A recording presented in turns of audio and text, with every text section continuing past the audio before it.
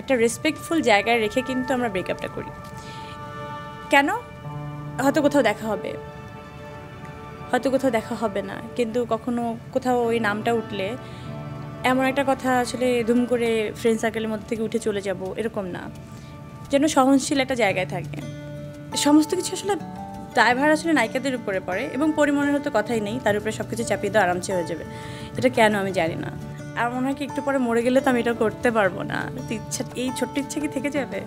তখন ওই ইচ্ছাটা অনেক বড় হয়ে যায় আমার কাছে। আমার জীবন কিছুই ভুল না, সব কিছু একটা অভিজ্ঞতা।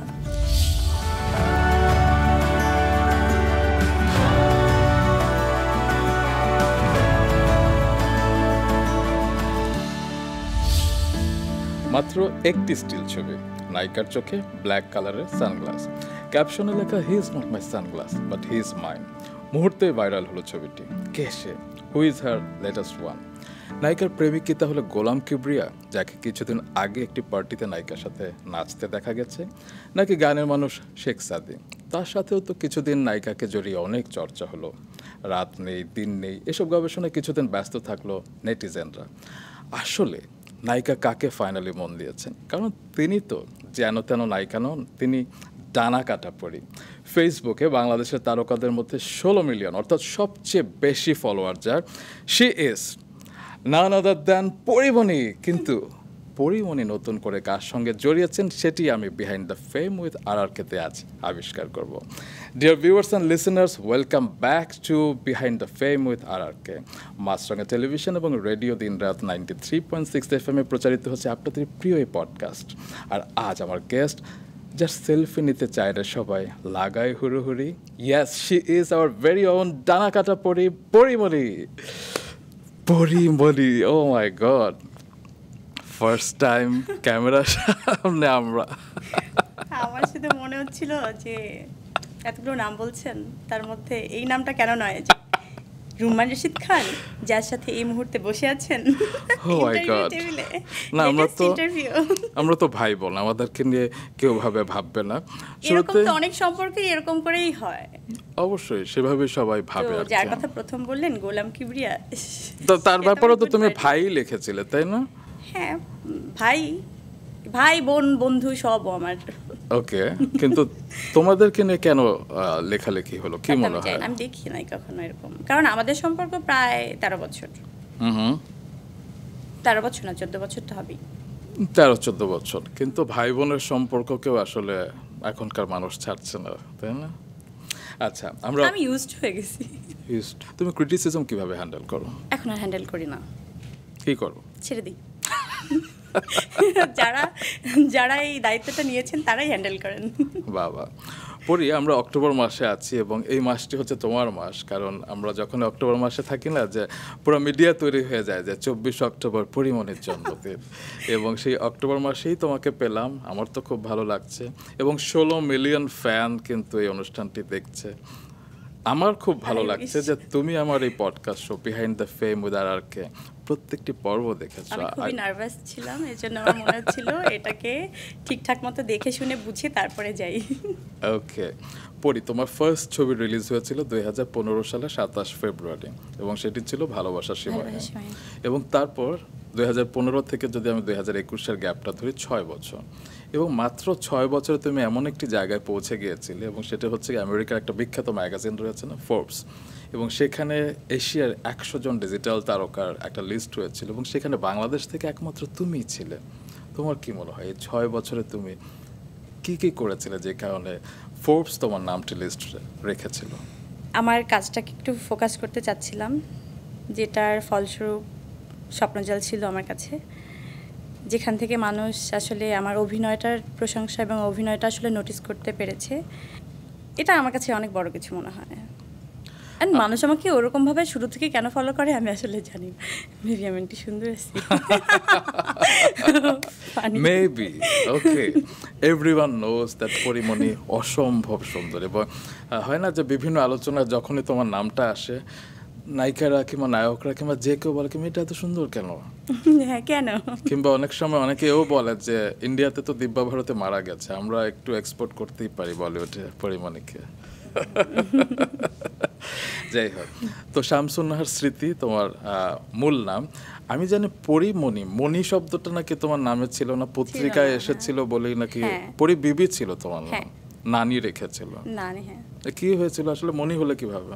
মনি জানি না আমি এটাকে কী করে হয়েছে, যে আমি আসলে নিজেকে হাইড করার জন্য আমি সাথে তখন ফেসবুকটা কিছু বুঝতাম না, মানে সেই যদি ধরেন আপনি তখন 2013-14 তখন আসলে ফেসবুকটা কতটুকু আসলে ছিল ওরকম করে। তো আমার মনে হয় ওখানে একটা ছবি দিলে আমার ফ্যামিলি সবাই দেখবে, আমার ফ্রেন্ডরা দেখবে, এবং তারা সবাই জানবে যে আমি বাংলা সিনেমাতে কাজ করি। এখন কী হবে, তো আমি একটু স্মৃতি নামটা না দিয়ে পড়ি দিই। এখন একটা নাম তো নিচ্ছে না, কী করবো, তখন ভাবলাম যে বাসায় যেটা বলে মনি মনি মনি আদর করে, তো ওটাই দিয়ে দিই। তো ওটা চলে আসলো। অ্যান্ড দেন যখন আমি প্রথম পত্রিকাতে আসলো এরকমভাবে যে আমি একটা ফ্যাশন হাউসে কাজ করলাম, ওটার মধ্যে এরকম বড় করে আসলো মানে মডেল পরিমণি। হ্যাঁ, তো এরপরে না আমি ফোন দেওয়া শুরু করলাম, ভাই নামটা একটু চেঞ্জ করা যাবে? আচ্ছা আমি কি বলতেছি, পত্রিকা তো অলরেডি ছাপা হয়ে গেছে, আমি কি বললাম এটা, এরকম ছিল ব্যাপারটা। তুমি যে আসলে ডিজিটাল মানুষ বোঝা যায়, হয় না যে আমরা অনেক সময় অনলাইনে কিছু গেলে বলি যে একটু চেঞ্জ করে দেন। যাই হোক, আমার একটা ব্যাপার ভালো লাগে, তুমি সবসময় বাঁচতে ভালোবাসো, তুমি জীবনকে ভালোবাসো। এটা কিন্তু অনেকের জন্য ইন্সপিরেশন, যে মেয়েটা যত ঝড় আসুক, যত ঝাপটা আসুক, মেয়েটি কিন্তু একটু স্ট্রং হয়ে দাঁড়িয়ে থাকে। এই শক্তিটা তুমি কিভাবে পাও? জানি না, আমার মনে হয় যেটা গেল তো গেল, ওইটা তো আর ফিরে পাবো না। তো ওটা নিয়ে পড়ে থাকলে আসলে কিছু হবে না। ওটা দিয়ে হয় যে আপনি যদি ভালো কোনো অভিজ্ঞতা আপনার জীবনে অর্জন করেন, তাহলে ওটা আসলে জীবনে একটা গুড মেমোরিজ, এবং যদি ব্যাড কিছু হয় ওটা যত তাড়াতাড়ি আপনি ভুলে যেতে পারেন, মানে চেষ্টা তো করেন, অন্তত ভুলে তো যাওয়া সম্ভব না, বাট ওটা একটু সাইড করে রাখার চেষ্টা করি। আরেকটা বিষয় ভালো লাগে, তোমার একটা শিশু মন আছে। আমাদের প্রয়াত কথা সাহিত্যিক হুমায়ুন আহমেদ বলতেন যে তিনি সবসময় শিশুদের সান্নিধ্যে থাকতে পছন্দ করতেন, তাহলে কখনো বুড়িয়ে যাবেন না, আর কি বুড়ো হবেন না। তুমি তো জীবনেও হবে না, কারণ তুমি সবসময় একটা শিশু। না, আমরা বুড়ো হচ্ছি কিন্তু। বাহ। আমার আরেকটা বিষয় আমি তোমার খেয়াল করেছি, তুমি কিন্তু সবার সাথে কথা বলতে পারো না। দেখা যায় যে যত বড়ই হোক, যত বড় ক্ষমতাশালী হোক কিংবা যেই হোক, তুমি যদি 2-4 মিনিট একটু অবজার্ভ করো, তারপর যদি তোমার মনে হয় যে সিঙ্ক হবে, কথা বলার একটা কেমিস্ট্রি তৈরি হবে, তখনই কথা বলো। Is it true? একদমই। আমি এত কথা বলতে ভালোবাসি, আমি সারাদিন বক বক বক বক করতে থাকি। তো সামনের মানুষটা আমাকে যদি কমফোর্ট জোনটা ওরকম হয়, তাহলে ওকেও আমি কথা বলতে দিই না, যে শোনো দাঁড়াও দাঁড়াও, চুপ করো, শোনো, তারপর কী হয়েছে জানো। তো আমি এত বেশি কথা বলি, এবং খুবই আস্তে আস্তে কথা বলতে পারি না। আমি আজকে চেষ্টা করছিলাম যে খুব স্লো, না আমরা চাই না, আমরা চাই যে রিয়েল চিন্তা ভাবনা করে কথা বলবো, কিন্তু আমি এরকম করেই কথা বলি, তো ওটা চেঞ্জ করা যায় না আর কি। পরে তুমি যেহেতু আমার এই পডকাস্টটা দেখেছো, তুমি জানো যে হয় না যে আমরা পজিটিভিটি দিয়ে আসলে মানুষের মনে ছাপ ফেলতে চাই, এবং আমাদের তারকারা, প্রত্যেকটা মানুষ তো আসলে সৃষ্টিকর্তা তাকে ভালো একটা আত্মা দিয়েই পৃথিবীতে পাঠিয়েছেন। প্রত্যেকটা মানুষই তো আসলে ভালো, তো ভালো দিকগুলো যদি তুলে ধরা যায়, সেটি থেকে বড় দায়িত্ব তো আর কিছু হতে পারে না। এবং আমাদের তারকাদের প্রত্যেকেরই কিছু না কিছু ভালো দিক আছে। তো আমি খেয়াল করেছি যে তোমার অনেক কিছু একটু কন্ট্রোভার্সিয়াল ব্যাপারগুলো একটু আলোচনায় বেশি আসে, কিন্তু পজিটিভ বিষয়গুলো আসলে অনেকে উল্লেখও করে না, কিংবা জানলেও এড়িয়ে যায়। আমি আজকে কিছুটা না, আমি একটু পজিটিভ বিষয়গুলো একটু তুলে ধরতে চাই তোমার। তুমি অনেক ভালো বলো কিন্তু, এবং তুমি খুব ভালো লিখো। এই গুণটি আসলে কিভাবে তুমি রপ্ত করেছো? হয় না যে আমি তো বরিশালের, মানে একদম জন্ম বড় হওয়া সব কিছু ওখানে। তো বরিশালের ব্যাপারটা আপনি দেখবেন ইন্ডাস্ট্রিতে যারা আছে তারাই আমাকে বলে যে তুমি যখন কথা বলো তখন বোঝা যায় না তুমি বরিশালের। তো আমি প্রথম খুব ভয় পেতাম যে আচ্ছা আঞ্চলিক কোনো টান আসে কি না, তো আমি খুবই চুপচাপ থাকতাম, কিন্তু ভিতরে তো অনেক কথা বলতে ইচ্ছা করতো। তা আমার মনে হতো না, যা আছে কপালে, আমি কথা বলতে ইচ্ছা করে মানে কথা বলি। তো তারপরে দেখলাম যে না, যে মানুষটা আমার সামনে থাকে ও আমাকে প্রভোগ করতে পারে, যে মানুষটা যেরকম, তো ওর সাথে আমি ওরকমভাবে কথা বলতে পারি। তো ব্যাপারটা তুমি অনেক স্মার্ট, কিন্তু যতটা তুমি ভাব ধরো যে না কিছুই জানি না, কিছুই বুঝি না, কিন্তু তুমি অনেক স্মার্ট। তোমার আরেকটি বিষয় উল্লেখ করতে চাই, তোমার অসম্ভব শার্প মেমোরি কিন্তু আছে, এবং সেটা সব ক্ষেত্রে কিনা আমি জানি না, আমি যেই সেক্টরগুলো দেখেছি আমি সেটাই বলছি। তুমি স্ফুলিঙ্গ নামে একটি ছবি করেছিলে, তৌকির আহমেদ পরিচালিত। তোমাকে যখন স্ক্রিপ্টটা দেয়া হয়েছিল, 2 দিন পর তুমি বলে ছবিটা তুমি করবে না, কারণ তোমার এন্ডিংটা হয়তো সেভাবে পছন্দ হয়নি কিংবা সেরকম না। তুমি 2 দিন আগে একটা স্ক্রিপ্ট পেয়েছিলে, তুমি আমাকে বলছিলে যে ওই দৃশ্যের অমুকের ওই সংলাপটা এরকম কেন, কিংবা ওই দৃশ্যের ওই সংলাপটা আমি বুঝিনি। আমি বলেছি তুমি তোমার ডিরেক্টরকে ফোন দাও, তখন তুমি তৌকির ভাইকে ফোন দিলে এবং তৌকির ভাই ওয়াজ ইমপ্রেস দ্যাট তুমি কিভাবে এই 2 দিনে ফুল স্ক্রিপ্টের কার কোন সংলাপ তুমি কিভাবে মনে রাখো এত। আমার জীবনে একটা আফসোস নিজেকে নিয়ে, যে যখন আমি আসলে কাজ নিয়ে সিরিয়াস হলাম, একদম পুরোপুরি মন দিয়ে কাজটাই করতে চাইলাম, তখন না ওই ভালো কাজটা যেটা আমি করতে চাই আসলে ওরকম কাজ আসলে নেই, বা আমার কাছে আসে না, বা আসলেই হারিয়ে গেছে, আমি জানি না। তো সামহাও ওইটার জন্য আমার অনেক মন খারাপ হয় মাঝে মাঝে। তো আমি ওই সময় আসলেই অনেক সিরিয়াস ছিলাম, মানে প্রত্যেকটা ক্যারেক্টারের, শুধু ক্যারেক্টার না, আমি পুরোপুরি আমি যখন সিনেমা দেখি, আপনি যখন দেখেন পুরোটা গল্প দেখেন, তো আমি প্রথম দর্শক হিসেবেই আসলে পুরোটা পড়ি, তারপর আমি আসলে আমার ক্যারেক্টারটাকে ভালো করে ঝালাই দিই। এবং তৌকির ভাই তোমাকে যখন সাইনটা করেছিল, আসলে উনি আমার হেল্প চেয়েছিল, যে যেহেতু তোমার সাথে আগে কাজ হয়নি, আমার সাথে তোমার তার আগের ছবিটাই বিশ্ব সুন্দরী হয়েছিল, তো উনি আমাকে বলেছিলেন যে পরিমণিকে কিভাবে কাজ করা যায়, কিভাবে ইয়ে করা যায়। তো তোমাকে যখন সাইন করাবে আমাকে উনি জোর করে নিয়ে গিয়েছিলেন তোমার বাসায়, এবং তখন আমাকে সাক্ষীতে সাইনও করিয়েছিলেন। হয় না যে একজনের সাক্ষী লাগে, এবং তখন তুমি তৌকির ভাইকে কিছু কথা বলছিলে, সেদিন আমি বলিনি, আজ বলছি। I was so Impress that তুমি বলছো আচ্ছা নেটফ্লিক্সের ওই ছবিটার ওই গল্পটার সাথে কি এই জায়গাটা মিলে যায়, কিংবা ওই ছবিটা কি তৌকির ভাই দেখেছেন। তো তৌকির ভাইও লাইক ওকে, হ্যাঁ, হয় না যে অনেকের একটা পারসেপশন থাকে যে সিনেমার নায়িকারা অত স্টাডি করে না কিংবা ইয়ে করে না, অনেকে ভাবে, কিন্তু তুমি এত সুন্দর করে সব কিছু বলছিলে। I was Impress. আমার তো তখন কাজ ছিল না জীবনে, একটাই কাজ ছিল যে আমি কাজটাকে আসলে আমার নিজের কাজটাকে ফোকাস করব। আমার কিন্তু সব মনে আছে। আমি আরেকটি সিক্রেট আজকে সবার সামনে ফাঁস করে দিই। হ্যাঁ, যেহেতু বিহাইন্ড দ্য ফেম, আসলে তুমি কত বড় মনের এবং কত অন্যরকম একটা মানুষ সেটি আমি দেখেছি। তোমাকে তৌকির ভাই যখন স্ফুলিঙ্গর জন্য সাইন করিয়েছিল, অ্যাডভান্স মানি হিসেবে তোমাকে 2 লাখ টাকা দিয়েছিল। তারপরে আরও কয়েকজন ছিল, তৌকির ভাই চলে গেলেন, তুমি হঠাৎ করে আমাকে সেদিন শেষের দিকে আমাকে বলছিল যে রোমান ভাই আপনার সাথে কথা আছে। আমি বললাম কী কথা। তুমি আমাকে একটু আড়ালে নিয়ে এসে তৌকির ভাই তোমাকে যে 2 লাখ টাকা দিয়েছিল, তুমি আমাকে সেটা দিয়ে দিচ্ছিলে। আপনি কি না, এটা সুযোগ পেলাম যেহেতু আমি সেটা বলতে চাই, সবাইকে জানাতে চাই। আই ওয়াজ লাইক মানি কি, এটা কি। তুমি বলো রোমন ভাই আপনি এত ভালো একটা ছবির সাথে আমাকে ইন্ট্রো করিয়েছেন, আমি এই ছবিটা করতে চাই, এটা আপনার। আমি বলেছিলাম কি পড়ি সে সময়, তোমার চোখে পানি। না, আমার মনে হচ্ছে যে তখন আমরা তো একটা প্র্যাকটিসের মধ্যে দিয়ে আসলে যাই, মানে হয়তো আমার সাথে অনেকেই এগ্রি করবে, কারণ এরকমই হয়। এটা কেউ অস্বীকার করুক আর মানে স্বীকার করুক আর না করুক, এটা অস্বীকার করার কিছু নাই, নিজের সাথে নিজেও স্বীকার করতে হবে যে আসলে ব্যাপারটা এরকমই হয় যে কেউ যদি মাঝখানে কথা বলিয়ে দেয় বা কোনোভাবে, আর সেখানে তো আপনি আমার এমন একজন মানুষ যে না তুমি এই সিনেমাটা করো না, আমার মনে হচ্ছে যে আমি এমন সিনেমাতে আপনার পরামর্শ নিচ্ছিলাম আমি কি এটা করবো, খুবই ডিসাইড করতে করতে আপনার তুমি এই পয়েন্ট দেখছো, এই হয়েছে, তুমি এটা করবা আসলে, তখন হ্যাঁ আসলে তো করবো না। তো ওরকম একটা জায়গা থেকে তখন আমি একটুখানি হয় না, ওই প্র্যাকটিসের কারণে যতই বাধা থাকুক আপনার সাথে, প্র্যাকটিসটার কারণে কি হয়, আমি আসলে এই কথাটা অনেক ইজিলি বলতে না পারলেও আমাকে বলতে হতো ওই প্র্যাকটিসটার জন্য আসলে। কারণ আমরা তো এরকমই করি যে মাঝখানে ওই ব্যাপারটা যখন কেউ থাকে, কেউ কথা বলিয়ে দেয়, ঘটকালিটা যে করে আর কি, ইউনো।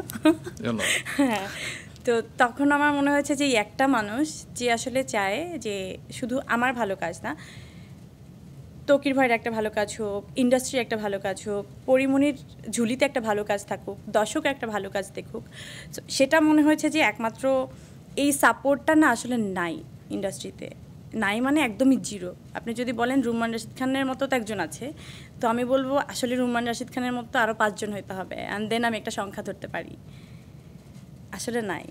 আমি তোমাকে টাকাটা ফিরিয়ে দিয়ে বলেছিলাম হ্যাঁ, পড়ি, এবং এত সসম্মানে যে তখন মনে হচ্ছিল যে না, নিজের আত্মসম্মান এবং অন্যজনকে, সামনের যে মানুষটাকে, সেই মানুষটাকে কতটুকু বড় করা যায়, ওই ব্যাপারটা আসলে প্রথমবার মনে হয় আপনার থেকে শিখেছিলাম। আমি শিখেছি তোমার এটা কাছ পুরো থেকে। ইন্ডাস্ট্রিকে শেখানো উচিত। না না, আমি শিখেছিলাম তোমার থেকে, যে তুমি একজন যে তোমার একটা ভালো ছবির মধ্যস্থতা করেছে, তাকে যেমন তুমি অনার করতে চেয়েছিলে, আমি তোমার হাতে সেটি ব্যাক করে আমি বলেছিলাম যে আজ যদি আমি সেটা নেই, তাহলে আমি কখনো তোমার কখনোই চোখের চোখের দিকে তাকিয়ে কথা বলতে পারবো না। আমার মনে আছে। এবং আজকে আমি তোমার চোখের দিকে তাকিয়ে কথা বলছি, আমার খুব গর্ব ভরে বলতে ইচ্ছে হচ্ছে। এবং সেই এবং জানেন, যারা আসলে চোখের দিকে তাকিয়ে কথা বলতে পারবে না বলেই যারা এরকম হয়, মানে হয় না, আমার থেকে ওই অ্যাডভান্টেজটা নিল, সুবিধাটা নিল, নেওয়ার পরে বা আমার সেটা আসলে তারকে পাওনাই মনে হয়েছে, তারপরে সেই মানুষটাই কিন্তু দিন শেষে আমার বদনাম করে। অ্যান্ড দেন দেখেন আপনি এত, ওই যে বললাম না, রুমান রাশিদ খান আসলে একজন হওয়া উচিত না, আর 5 জন হওয়া উচিত। অ্যান্ড দেন ইন্ডাস্ট্রিটা হয় না একটু ঘুরে যাবে। আচ্ছা, আমি অন্য প্রসঙ্গে একটু আসতে চাই। আমি তোমার বাসায় হার্ডলি 2 থেকে 3 বার গিয়েছি, এবং সেই 3 বারই আমার বিশেষ বিশেষ কিছু অভিজ্ঞতা হয়েছে। আমি একটা জিনিস দেখেছি, যে জিনিসটা হয়তো অনেকেই জানে না। একটি সার্টিফিকেট দেখেছে, এবং সেই সার্টিফিকেটটা হচ্ছে গিয়ে তুমি স্কুলে থাকতে ট্যালেন্ট পুলে বৃত্তি পেয়েছিলে, এবং তোমার স্কুলে তুমি একমাত্র শিক্ষার্থী ছিলে যে তুমি ট্যালেন্ট পুলে বৃত্তি পেয়েছো। এত মেধাবী তুমি, অনেকেই হয়তো জানে না। এটা কি করে জানাবো? এটা কি করে জানাবো? মানে যে আমি কিছুক্ষণ আগে বললাম না, তোমার অনেক কিছু মনে থাকে, স্ক্রিপ্ট পড়ে মনে থাকে। আমার মনে হয় ছোটবেলা থেকে তোমার ভিতর মেধার একটা স্ফুরণ ছিল। আমি শুধু অঙ্ক পারি না, হিসাবটাতে গরমিল হয়ে যায়। জীবনের অঙ্কেও কি? আমি অঙ্কই পারি না, তো অঙ্কে খুবই মানে বিশ্রী নাম্বার পেতাম আমি, পাশ করার জন্য যেটা হয় আর কি।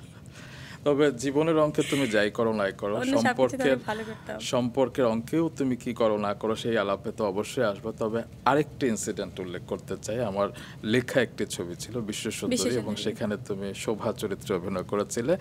শোভা হচ্ছে আমার বোনের নাম। আমি আমার বোনকে তোমার হাতে তুলে দিয়েছিলাম সেই চরিত্রে, এবং সেই ছবির দায়িত্ব নিয়ে আমার এই কাজটা করতে হয়েছিল। একদম, তুমি খুব ভালো করেছিলে।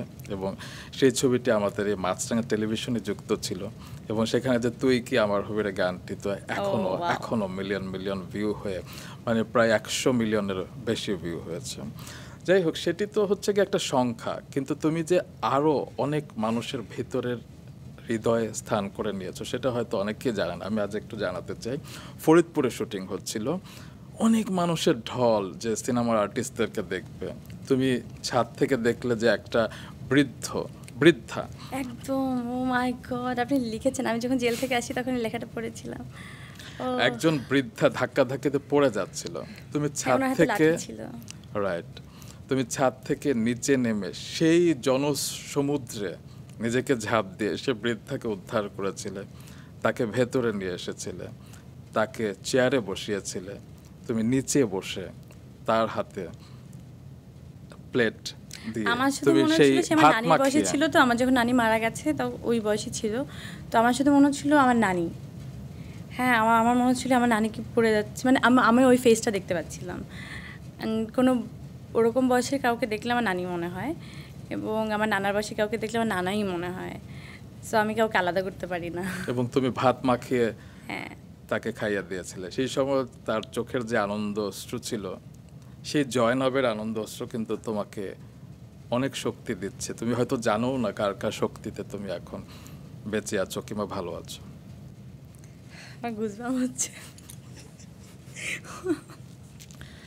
আমি তোমার সাথে একবার বিশ্বসুন্দর প্রচারণায় সিলেটে গিয়েছিলাম, এবং মনে আছে অনেক মজা হয়েছিল, অনেক ফান হয়েছিল। সিলেটে প্রচারণা হচ্ছে, হ্যাঁ, এবং সেখানেও কিন্তু আমি দেখেছি যে তোমার একটা পবিত্র একটা আত্মা রয়েছে, এবং তুমি যখন কেউ কোনো বিপদে পড়ে, সেখানেও কিছু মানুষ ছিল যারা হয়তো কি বলবো স্বেচ্ছাসেবক, হ্যাঁ, তাদের সাহায্যার্থেও তুমি এগিয়ে আসছিলে, আমি পরে শুনেছি। এবং তোমার একটা রুটের একটা মন আছে। সেই সময় তোমার হঠাৎ করে ফুচকা খাওয়ার ইচ্ছে হলো, তোমার মনে নাই আমি নিশ্চিত, ফুচকা খাওয়ার ইচ্ছে হলো, কিন্তু ওদিকে প্লেন ছেড়ে দেবে, কিন্তু তোমার ফুচকা খেতে হবে। তারপর কোনোভাবে বোর্ডিংয়ে ফোন টোন করে আসতে যাতে প্লেনটা থাকে আর কি। তারপর তুমি ঢাকায় নেমে ঢাকায় নেমে ঠিকই কোথাও না কোথাও থেকে জোগাড় করে অন দ্যাট মোমেন্ট তুমি ফুচকা খেয়েছিলে? আচ্ছা, বাজে একটা স্বভাব আছে মানে ক্রেভিংটা অনেক যখন হয় কোনো কিছু নিয়ে, তো ওটা আমার মনে হয় কি একটু পরে মরে গেলে তো আমি এটা করতে পারবো না। তো ইচ্ছা, এই ছোট্ট ইচ্ছা কি থেকে যাবে? তোমার তখন ওই তাহলে ইচ্ছাটা অনেক বড় হয়ে যায় আমার কাছে। তোমার তাহলে মনে হয় যে এই মুহূর্তটি আমার শেষ মুহূর্ত, হয়তো আমি হ্যাঁ, 5 আমি মিনিট পর প্রত্যেকটা না মোমেন্টে থাকবো। আমার মনে হয় দিনের মধ্যে প্রত্যেক ঘন্টায় তো আমার 3-4 বার মনে পড়ে যে আমি মরে যাবো। ওয়াই? আমি জানি না, বাট এটা এটা একদিক একটা দিয়ে ফোবিয়া ভালো। হয়ে গেছে আমার জন্য।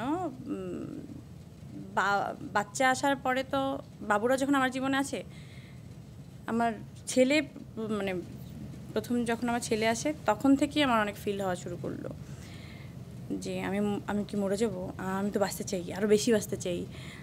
বাচ্চা নিয়ে তখন আমার অনেক মানে ওই ব্যাপারটা থাকে যে আমি মরতে চাই না, মরতে চাই না। আসলে আমার মানুষ জ্বর আসলেও মনে হয় কি আমি কি মরে যাব, আমি হাসি দিলেও মনে হয় কি আমি মরে যাব। আমার যদি একটু হাত কেটে যায়, কোনোভাবে যদি নখ কাটতে যায়, হাত কেটে যায়, তো আল্লাহ মরে যাব, গ্যাংরিং হবে, এখান থেকে আমার হাত কেটে ফেলবে, আমার কি ক্যান্সার হবে। আমি এটা মানে সিক হয়ে গেলাম এক সময়। আমি ডক্টরের সাথে কথা বললাম, তখন বললো যে এটা আসলে নর্মাল না। আমরা আপনি যেভাবে হেসে মনে হলো যে এটা খুবই নর্মাল, আমি ফানি ওয়েতে বললাম, সেটা আসলে নর্মাল না। আমার মেডিকেশন চলছে এটার উপরে। ও রিয়েলি? হ্যাঁ, যে কেন আমার কি মনে হয় যে লাইক বাবুরা ছাড়া তো আসলে আমার জীবনে কেউ নাই, কিন্তু আমি যখন বাবুদের কথা চিন্তা করি, আমি না ওদের পাশে কাউকে দেখতে পাই না। সো আমার আসলে পেট ব্যথাও হওয়া যাবে না। মানে আমি পিরিয়ডের সময় আমার মনে হয় কি যে 3 দিন আমাকে অনেক সেট থাকতে হবে, আমি ফুড ঠিক করি যে ঠিকঠাক মতো খাবার খাবো, ঠিকঠাক মতো ইয়োগা করব, ঠিকঠাক মতো টাইমলি ঘুমাবো, টাইমলি উঠবো। মানে ওই 3 দিন আমার 4 দিন যেই ব্যাপারটা হয়, এটা তো শুধু মেয়েরা তো আসলে, এখন ছেলেরাও অনেকেই জানে, কারণ এখন তো অনেক ফাস্ট। হ্যাঁ, তখন ওই ব্যাপারটা নিয়েও আমি অনেক সিরিয়াস থাকি যে কোনোভাবেই আমাকে 1 ঘন্টার জন্য অসুস্থ হওয়া যাবে না। এটা আমি যতবার ভাবি ততবার বেশি অসুস্থ হয়ে যাই। অ্যান্ড দেন আমি চিন্তা করলাম যে না, আমার আসলে কারো কোনো ডক্টরের আসলে হেল্প লাগবে, এটা আমি নিজে নিজে ঠিক করতে পারবো না। অ্যান্ড দেন আমার মনে হয় এটা দুশ্চিন্তা বেশি করবার হয়েছে কোনো আমার নানু চলে চলে যাওয়ার যাবার পরে। পরে।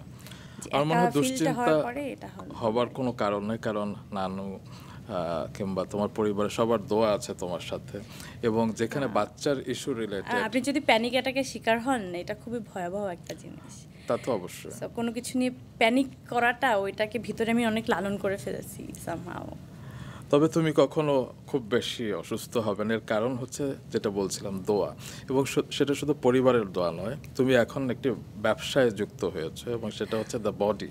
এবং সেটি মানে হয় না, অনেকে খাবারের বিজনেস করে, অনেকে হয়তো রিয়েল এস্টেটের বিজনেস করে, তুমি করেছো এমন একটি বিষয় যে মা এবং নবজাতক শিশুদের কিছু প্রোডাক্ট সেখানে পাওয়া যায়, যেগুলো হয়তো একসাথে সবগুলো প্রোডাক্ট পাওয়া যায়, এবং সেটা হচ্ছে কি একটা ব্র্যান্ড শপ আর কি। এবং আমার খুব ভালো লেগেছে সেখানে তোমার যে প্রফিটের 5% তুমি অসচ্ছল মায়েদের পেছনে ব্যয় করছো। একদম শুরু থেকেই এটা আমার টার্গেট ছিল। এই দোয়াটার বরকতে কি তুমি ভালো থাকবে না সবসময়? দেখেন, দিন শেষে আপনি কিছুই নিয়ে যেতে পারবেন না। আমার সেটা মনে হয় একদম শুরু থেকে, যখন কেউ আমাকে বলে তোমার না এত টাকা, তুমি কি করছো, and then আমার মনে হয় যে আসলে আমি কি করছি। So, আমি যেটা করছি এটা তুমি আসলে চোখে দেখবা না, সেটা আমি জানি আমি কি করছি। এই যে আত্মার শান্তিটা যে আমি নিছি, এটা তুমি আসলে নিতে পারবে না। ওই মানুষটা আসলে কোয়েশ্চেনই করবে, ও আসলে আমার উত্তরটাই নিতে পারবে না। তোমার টাকার কথা আসলো, আমি আরেকটা তথ্য দিই দর্শকদের। প্যান্ডামিকের মধ্যে কিংবা তার কিছুটা আগে পরে হতে পারে, তোমার এক মেইড সার্ভেন্ট ছিল, তোমার একটা হেল্পিং হ্যান্ড, তার বোধহয় বোনের বিয়ে ছিল, এবং সেই সময় তুমি অস্থির হয়ে গেলে যে তার বোনের বিয়ে, তার টাকা দরকার, এবং তুমি অনেকভাবে জোগাড় করে তাকে তুমি প্রায় 6.5 লাখ টাকা কিংবা 6 লাখ টাকা তুমি তাকে দিয়েছিলে। আপনি কেন এগুলো বলছেন? আমি বাঁচা যাবো কিন্তু। বিষয়গুলো এই কারণেই সবাই জানা দরকার যে পরিমণি আসলে কিভাবে টাকাগুলো খরচ করে আসলে। এবং আমি না, দেখেছি আসলে আমি টাকাটা আর্ন করেই খরচ করার জন্য। আমি আসলে রেখে যদি সম্পত্তি করতে চাইতাম, তাহলে আমার, আপনি তো জানেন যে এখনও ধরুন আমার একটা লাক্সারিয়াস, যেভাবে আসলে মিডিয়াতে প্রচার হয় যে আমার অনেক সুন্দর একটা ফ্ল্যাট আছে, অনেক নট সুন্দর, পরিমণি অনেক কত দামি সম্পত্তির flat আছে। মালিক, ভিডিও সহ হ্যাঁ, দেখুন। অনেক বড় একটা গাড়ি আছে, একটা না 4টা 5টা আছে। তোমার গাড়িটাও তো লোনের আমার গাড়ি লোনের দেখেই আসলে আদালত আমাকে ছেড়েছিল, না হলে ওটাও গায়েব হয়ে যেত অনেক আর তুমি কিছু। কি ভাড়া বাসায় থাকো? হ্যাঁ, আচ্ছা, এটা তোমার নিজের কেনা আমি ফ্ল্যাট কখনোই না? ফ্ল্যাট কিনবো না। আচ্ছা, ওকে।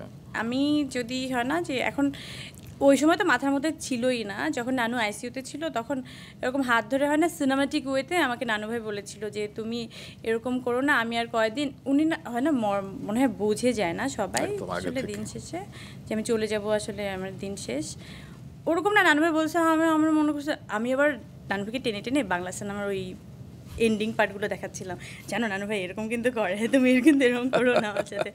নানু ভাইকে যত হ্যাপি রাখা যায় না, তখন যা কিছু করে মানে আমি যা ইচ্ছা তাই করতাম নানু ভাইয়ের সাথে। তো তারপরে ওই সময় আমাকে বলছিল যে এখন তো তোমার একটা বাচ্চা আছে, নানু ভাই তো আমার মেয়েকে দেখে যায় নাই, তো বলছে যে তুমি এখন একটা কিছু করো, অন্তত একটু বাড়ি করো, ওর জন্য কিছু একটা করো। তো নানু ভাই চলে যাওয়ার পরে আসলে আমার মনে হলো যে আসলেই তো, তুমি বাড়ি করতে চাও? হ্যাঁ আমি করলে বাড়ি করবো, ফ্ল্যাট মজা না। তোমার আসলে কত টাকা, এটা অনেকের জানার ইচ্ছা। জানি না, তুরান জানাকে ধরে নিয়ে আসা হোক। মানে তোমার ব্যক্তিগত যে ব্যবস্থাপক আছে। আমার প্রচুর টাকা, কিন্তু কোনো টাকাই আমার না। এটাও একটা প্রশ্ন আসে যে তুমি হয় না যে অনেক সময় পার্টি করো, কিংবা অনেকে ভাবে তুমি বিলাসবহুল জীবনযাপন করো, তোমার সোর্স অফ ইনকামটা কি আসলে? আসলে সব কিছুই আমার ইনভেস্ট করা। ওকে, হ্যাঁ, যে আমি কোনো কিছু হয় না যে এতিমখানা ইনভেস্ট করা কিছু, সেটাও আমি জানি। অনেকগুলো জিনিসপত্র আছে যে এখানে এখন বডিতে আসলে ফোকাস করা। আমি যখন বডি নিয়ে প্রথম কাজ করা শুরু করলাম, তখন ভাবলাম কি প্রেগনেন্ট মহিলারা আসলেই বা মায়েরা কতটুকু আসলে আমি জানাতে পারবো, কতটুকু কী করতে পারবো, আস্তে আস্তে করে ইনভলভ হবে, তারপর আস্তে আস্তে করে এঙ্গেজ হবে, তারপরে হয় না যে বেচা বিক্রির কথা যদি বলেন, বিজনেসের কথা যদি বলেন, তো শুরুতেই যে আমি আসলে এরকম একটা ধাক্কা খেয়ে যাব সবার কাছ থেকে, এটা আমি বুঝতে পারিনি।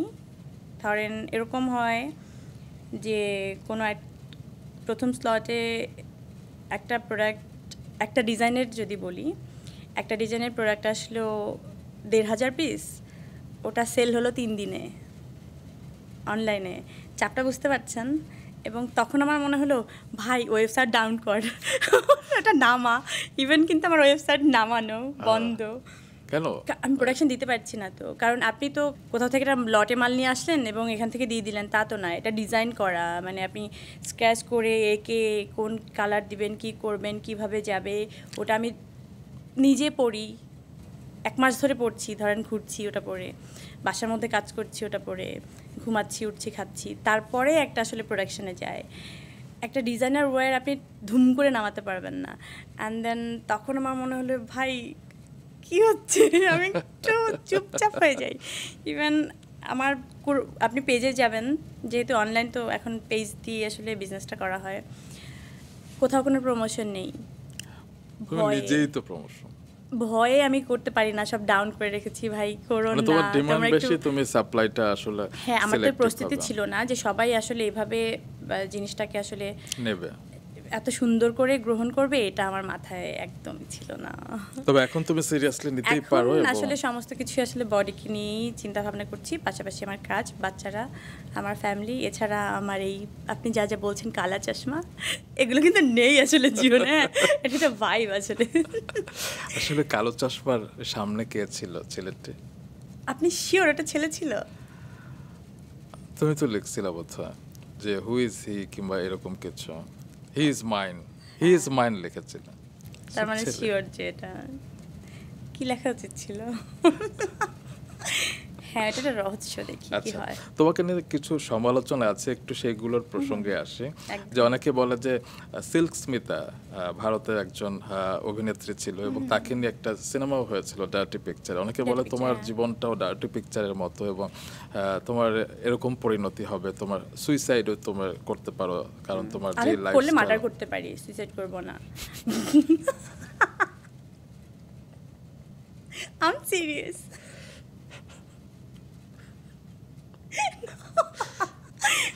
হ্যাঁ সত্যি। ওকে, সেটা আমরা জেনে নিলাম একটু। আমি যেই একটু পরিমাণ ভয় জীবন পাচ্ছি। ভালোবাসি ভাই, সুইসাইড কিভাবে করব?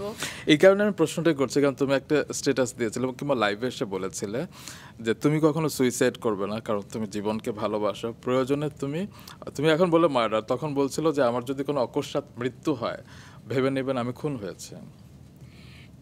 আমার কি মনে হয়, সেদিন আমি কাউকে কথা বলতে বলতে বললাম যে ধরো ইদানিং আমি কোনো হয় না যে কান কথায় কান দিতাম না, মানে কেউ আমার সমালোচনা করছে পাশে বিচিং করে না, আমাদের মিডিয়াতে গ্রুপিং হয় না, বিচিং হয় না, তো এরকম শোনো কি হয়েছে জানো, এই ভাবি টাইপের যে আলোচনাগুলো হয়, তো ওরকম ভাবে কখনোই আমি ভাবি টাইপের আলাদা। হ্যাঁ জানেন ভাবি এরকম হয় না, কাম অন হয়তো, তো এরকম যে হয় না যে ডেকে ডেকে শুনবে না, তারপরও এই বিচিংয়ের মধ্যে বসায় দেয়, এরকম তো অনেক গ্রুপিং হয়। তো ওর মধ্যে হঠাৎ করে আমি কোনো কিছু কান দিই না, কিন্তু কি ভেবে কোনো কিছু আমাকে মানে হয় না জেকে বসলো, ওটা আমার শুনতেই হবে। তো আমি শুনলাম যে কি সত্যি এরকম করছে, এটা জিনিস আমাকে বলছে, মানে হয় না গায়েবী কথা, মানে চতুর্থ আসমান থেকে আপনি নামাই নিয়ে আসলেন, এবং আমি চিন্তা করছি এটা কি আমি ছিলাম তাহলে, আমাকে নিয়ে বলছে। তো হয় না নতুনভাবে নিজেকে চেনা যে এই মানুষটা কি আসলে সত্যি আমি হতে পারি, মানে অদ্ভুত একটা জিনিস যেটা আমি না কোনো দিনও না। তো এমন জিনিস নিয়ে বলছে যে সবগুলো মানুষ তো পৃথিবীতে এখনও বেঁচে আছে, এবং খুবই 2-3 দিন আগের কথা, এরকম নিয়ে সবাই ওনাকে আসলে ধরে ফেলছে। সে কয়েকজন মানুষের ভেতরে তো আমিও ছিল। সো তোমার পেছনে বেচিং করে কেউ কিন্তু কখনো রেহাই পাবে না। না না, ওই বিচিংয়ের মধ্যে আমি বলছিলাম যে শোনো, আপনি কেন ফেসটা আমার চোখে ভাসতেছে ওনার? থাক আমরা নাম না বলি, আমি একটু আরেকটা না না, আমি বলি ওই বিচিং নিয়ে আমি বলতেছিলাম যে শোনো, আজকে যদি আমি মরে যাই, বিচিংয়ের সূত্র ধরে বলছিলাম যে আজকে মরে গেলে কি হবে জানো, বলবে কি, একদম প্রথম ওনার নাম ধরেই বলছিলাম যে প্রথম উনিই বলবে যে আরে দূর, ও তো নেশা খেয়ে মরে গেছে, আরে দেখো মদ খেয়ে কোথায় অতিরিক্ত মদ খেয়েছে মনে হয় পড়ে মরে গেছে, আরে কী কী নেশা করছে দেখো। যে আমার খালি এটাই মনে হয় যে উনি এমন এমন ধরনের কথাবার্তা বলে, সো কি হয়, ধরেন আমজনতা কোনো কিছু বললো, সেটা কিন্তু কোনো ম্যাটার করে না, ভিত্তি নাই, বলতেই পারে রিউমার ইজ রিউমার, কিন্তু যে আপনার কাছের মানুষটা, যার সাথে আপনি হয়তো কাছের মানুষটা কীরকম, সোশ্যাল মিডিয়াতে এখন আমরা যেটা দেখি এই জগৎ, মানে এই যুগে আপনার সাথে আমার 5টা ছবি আছে, বা কোনো একটা প্রোগ্রামে গেছি 1 মাসে 3-4 বার আপনার সাথে ছবি দেখা যায়, তার মানে নিশ্চয়ই আপনি আমার কাছের মানুষ, এবং আপনি যেটা বলবেন সেটা কিন্তু আসলে অনেক ইম্পর্ট্যান্ট, ওটা কিন্তু জাস্টিফাই হয়, মানে জাস্টিস হয় যে না এটাই বলছেন। আচ্ছা ওটা কিন্তু ওর সাথে চলে, ওর তো মিথ্যা কথা বলে নাই, ওইটাই।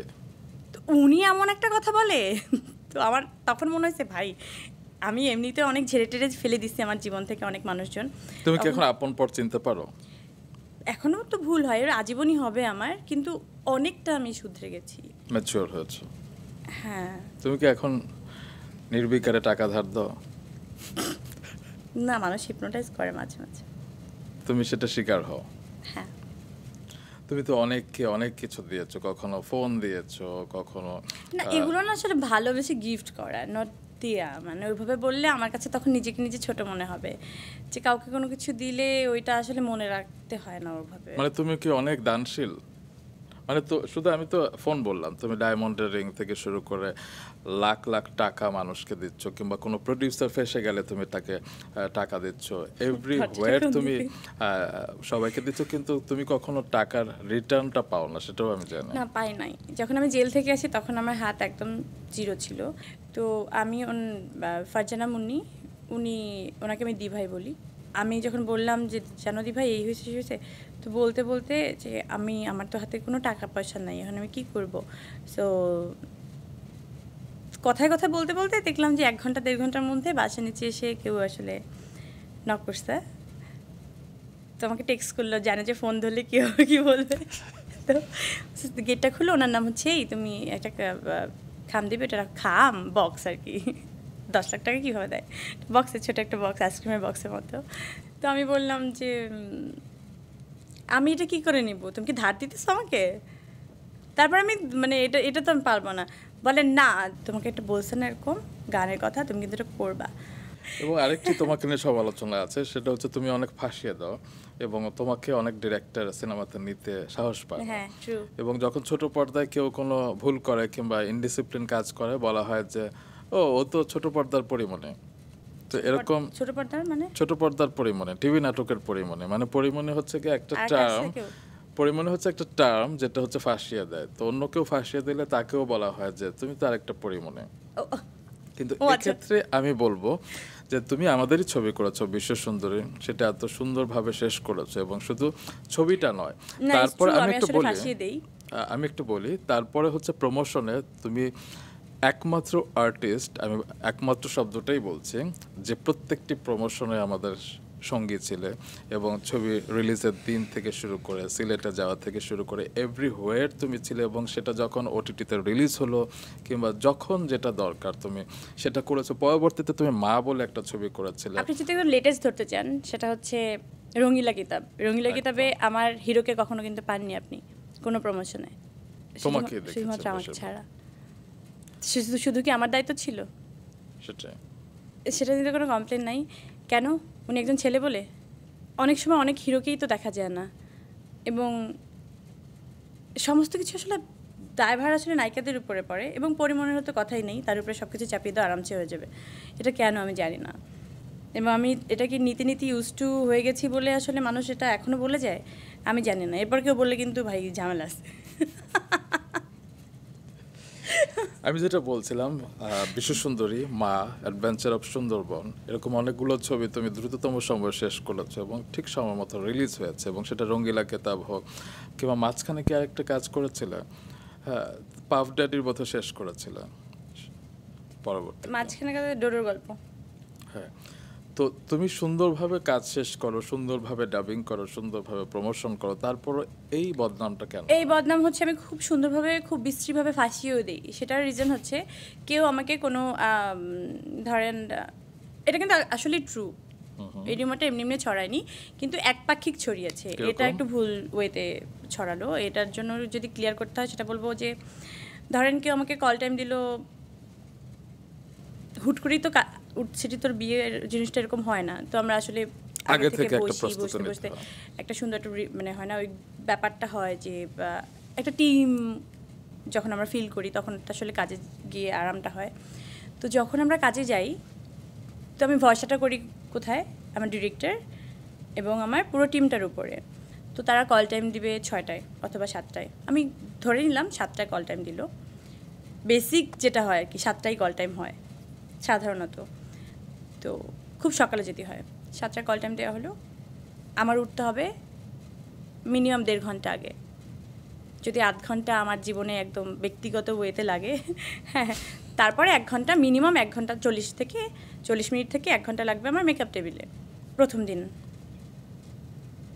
ক্যামেরা অন হলো 12:30টায় অথবা লাঞ্চের পরে।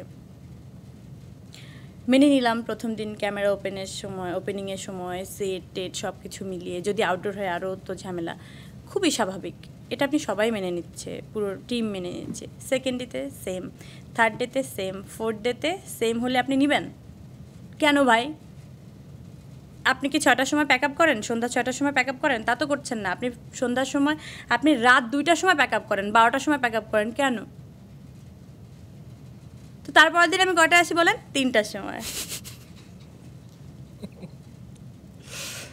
পুরো পাটাকা। তো কী করবো আমি? তো আমি একটা মানুষ না, আমার ঘুমাইতে হবে না? আমি এটা মেন্টাল প্রেশার কেন নিব? তখন আমি মাথা থেকে শুধু কল টাইম ঝেড়ে ফেলি না, আমি আমার পুরো সিনেমাটাকে, প্রজেক্টটাকে ঝেড়ে ফেলতে হয়, কারণ কাউকে সিরিয়াস আমি দেখি না। যদি তোমরা সিরিয়াসই হইতা তাহলে প্রত্যেকটা মানুষকে এইভাবে কেন গলা টিপে ধরো? এবং বদনাম হয়ে কার লাস্টে? আমার। তবে আমরা যারা তোমাকে চিনি, এই জন্য কী করে জানেন, এখন 2টা ডিট হয়। কিরকম? কেউ আমার সাথে ডিট করার আগে আমি ওকে ডিট দিই, তুমি আগে সাইন করো। রিয়েলি? হ্যাঁ, কল টাইম ঠিক রাখতে হবে এবং এই টাইমের মধ্যে শুটিং শেষ করতে হবে। এর বাইরে গেলে বেশি পেমেন্ট দিতে হবে, অগ্রিম মানে আসে না, মানে 2 দিন বেশি নিবা তো 2 দিন বেশি দিবা, কারণ 2 দিন পরে তো তুমি আমার বদনাম করো, ওই বদনামটা আমার সারা জীবনে গোছে না। একদম। তো এই করি এখন। আমার মনে হয় যারা নিয়ম মেনে চলে তারা তোমাকে নিয়ে কাজ করতেই পারে, কারণ এরকম সুন্দরী, এরকম সুঅভিনেত্রীকে আমরা আরো বড় পর্দায় দেখতে চাই। আরেকটা বিষয় কথা বলতে চাই, কিছুদিন আগে আসলে পডকাস্টের শুরুর দিকে তোমার আসার কথা ছিল, কিন্তু তুমি হসপিটালে চলে গেলে এবং মাইলস্টোনে যে আগুন লেগেছিল তুমি সেটি দেখে প্যানিক অ্যাটাক হলো তোমার এবং তুমি হসপিটালাইজ হলে। আগুনকে তুমি অনেক ভয় পাও না? হ্যাঁ, একটু ফোবিয়া আছে, কিন্তু আমি রান্না করতে ভালোবাসি। হ্যাঁ, আমি রান্না কিন্তু ঠিকঠাক করি। আমি যদি আরেকটা টপিকে আসি যেটা কেউ জানে না, আমি জেনেছিলাম তোমার একটি ডিজিজ ছিল, ডিজিজ বলবো কিনা জানি না, একটা উপসর্গ তোমার চুলে ছিল, সেটা অ্যালোপেশিয়া। রাইট, সেটি কি এখন আছে? না, নেই, রিকভার হয়ে গেছে। সেই সময় তোমার মেন্টাল অবস্থা কেমন ছিল? আমার এই মাথার মধ্যে, আমি আপনাকে ছবিটা পাঠাবো, হয়তো আপনি এখানে দেখাতেও পারেন চাইলে। এত বড় করে, এত বড় একটা, এখান থেকে একদম পুরোটা হচ্ছে একদম চুল উঠে গিয়েছিল। টাক বলবো না, জাস্ট কীভাবে হয় না, ঘষলে যেটা হয় একদম বুঝবেন না যে এটা চামড়া আছে কিনা উপরে। চামড়াটাও মানে এত মসৃণ হয়ে গেল, আমি হয়তো ধরতে ধরতে এরকম মানে বারবার করে হাত যায়। খুবই ফ্রাস্ট্রেটেড একটা টাইম তখন আমার ছিল, সেটা হচ্ছে একদম কোভিডের সময়। লকডাউন হয়ে গেল, বাসার মধ্যে এরকম এতটুকু থেকে এরকমভাবে ছড়ানো শুরু করলো এবং এত বড়, ঠিক এত বড় হলো, পুরো অর্ধেক মাথা এই সাইডটা। সেটা তো যে কোনো মানুষের, বিশেষ করে একটা মেয়ের জন্য অনেক বেশি। তখন কোনো হসপিটালের সাথে আপনি ধুম করে যেতে পারবেন না, কোনো ট্রিটমেন্ট নিতে পারবেন না। ওই সময় আমার কি অবস্থা, মানে ও মাই গড। তো আমি রীতিমতো, আমি যে চুল উপরে করে বাঁধতে পারছিলাম না, এবার সাইডে রাখতে পারছি, সামহ বের হয়ে যায়। মানে হয় না, ছোট্ট একটু জায়গা না তো, অনেক বড় জায়গা। তো এটা কী করবেন, নিজের সাথে এমন যুদ্ধ করা শুরু করলাম। আমার মনে হচ্ছিল যে একটা সময় রেজার নিয়ে বাথরুমের মধ্যে এরকম খুব মনস্থির করলাম পুরোটা আমি চুল কেটে, আসলে এভাবে দেখা যাচ্ছিল না একটা সাইডে, এরকম খুব মানে খুব পেইনফুল। তো আমার মনে হয় পুরোটাই এরকম করে ফেলি, কি আছে। ওই সময় কিন্তু আমি ফোনে একটা সময় একটা পোস্ট দিয়েও আমি রেখে দিচ্ছিলাম যে না, এটা আসলে সম্ভব না।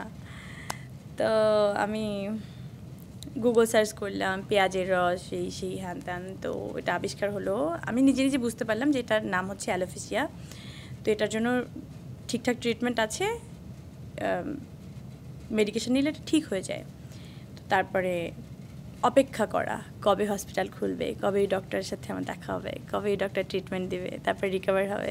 এটা একটা লং জার্নি ছিল আমার জন্য, 1 থেকে 1.5 বছর, কিন্তু ঠিক হয়ে গেছিলো। যখন আমি ট্রিটমেন্ট শুরু করলাম তার 3-4 মাসের মধ্যে আমি রেজাল্টটা দেখতে পেলাম, আস্তে আস্তে করে রিকভার হয়ে গেল। মাশাআল্লাহ, সেটা রিকভার হয়ে গেল। এবং এটা কিন্তু খুবই কমন, যে কারো হতে পারে, কারো দাড়িতে হয় দেখবেন, এখান থেকে বলে কি টাক পোকা খেয়েছে আসলে। তবে সেলিব্রিটিদের আসলে সুন্দর রূপটাই আমরা দেখি, তাদের যে অনেক কিছুর ভেতর দিয়ে যেতে হয় সেটা আমরা অনেক সময় বুঝি না।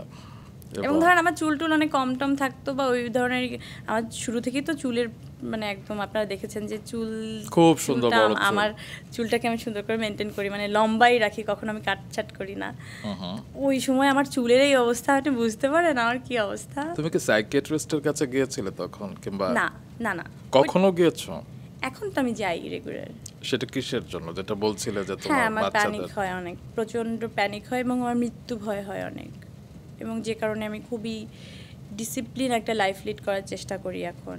হয় না, মেডিকেশন, সেটা হোক নামাজ, সেটা হোক এইভাবে এখানে বসে বসে এইসব কথা বললে মানে হ্যাঁ এখানে মিডিয়াতে কাজ করো এইসব নিয়ে কথা বলো, তো আমি এভাবে বলতে চাই না। আমি একটা সুন্দর মানে সিস্টেমেটিক লাইফ লিড করার চেষ্টা করি, যেটা আমি কখনোই করতাম না একদমই।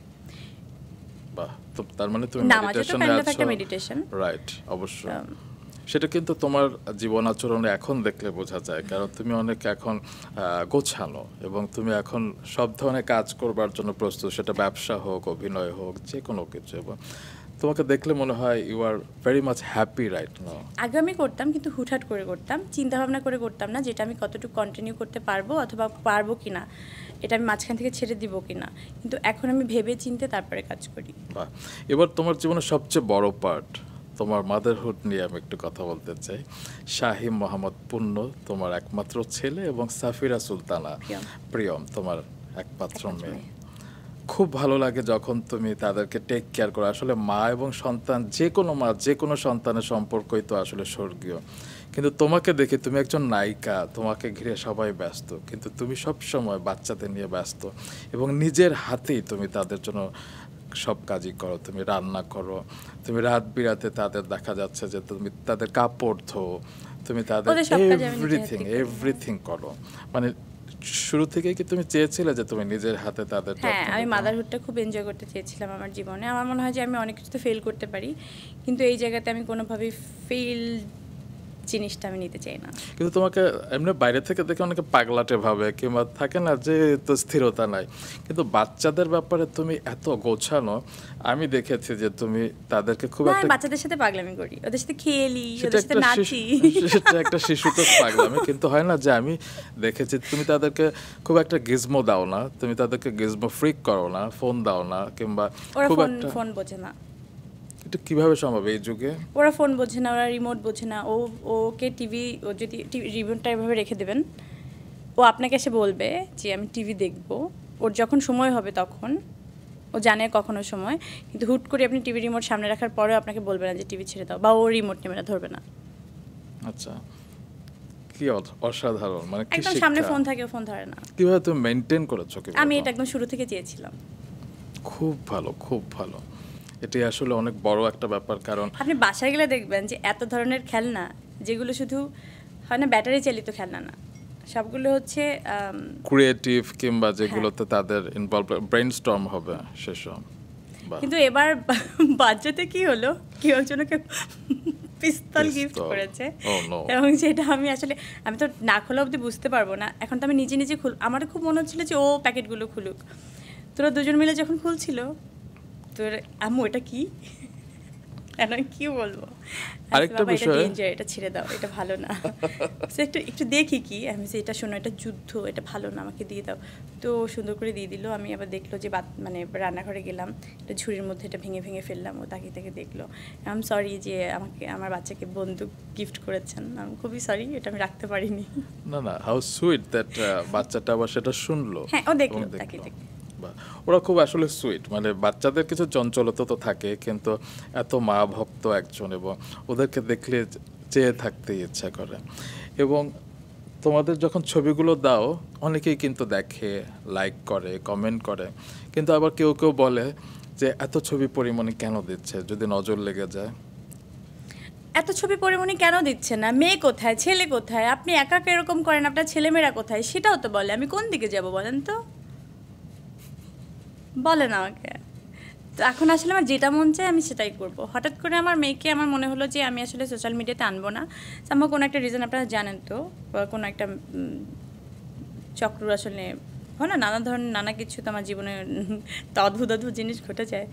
তো তারপর মনে হলো যে আমি আমার মেয়েকে আনবোই না। আচ্ছা, আমি একটু প্রিয়ম প্রসঙ্গে জানতে চাই। অনেকে বিষয়টা ক্লিয়ার না আসলে, কারণ তোমার একটা ছেলে আছে, এবং তারপরে তুমি ওকে কেন অ্যাডপ্ট করলে? আমি তো প্রিয়মকে। আমি আরো 100 বাচ্চা হলে আরো 98টা নিতে হবে। কিন্তু এটা তো অনেক বিগ রেসপন্সিবিলিটি না, কারণ আমি 100 তুমি বাচ্চার মা হতে চাই, সেটা ঠিক এবং আছে, আল্লাহ আমাকে কিন্তু অতটুকু বড় লোক করুক। মানে অসাধারণ, বড় করুক অসাধারণ। বলি নাই, আমি বলছি আমাকে বড় লোক করুক, কারণ অনেক টাকা লাগে বাচ্চাদেরকে পালতে হলে, ঠিকঠাক মতো বড় করতে হলে। কিন্তু তোমার পাশে তো কেউ নেই, তুমি একা একা কিভাবে এত দূর আমি জার্নি পারবো, করবে? বিশ্বাস করেন না, আমি পারবো। তুমি প্রিয়মকে কোথায় পেলে? আল্লাহ দিসা। ওর বোধহয় গত বছরে থার্ড আপনি মে। দেখছেন ওর চেহারা পুরো আমার মতো, এবং এটা একদম, নিয়ে অনেক একদম। সমস্যা মানুষদের, যে ওর মতো চেহারা আবার এরকম কেন, মানে ভাই। আমি এও শুনেছি, মানে মানুষের লোকের কথা তো আসলে কোনো মিনিংলেস। হ্যাঁ, বলে যে ও হচ্ছে শো অফ করবার জন্য অ্যাডপ্ট করেছে, কারণ হয় না সেলিব্রিটি তাইলে আমার বাচ্চাদের নামে শুরু থেকে পেজ থাকতো। না, আমি বলছি পেজ থেকে ইনকাম হয় না, সোশ্যাল মিডিয়া থেকে ইনকাম তো হয়।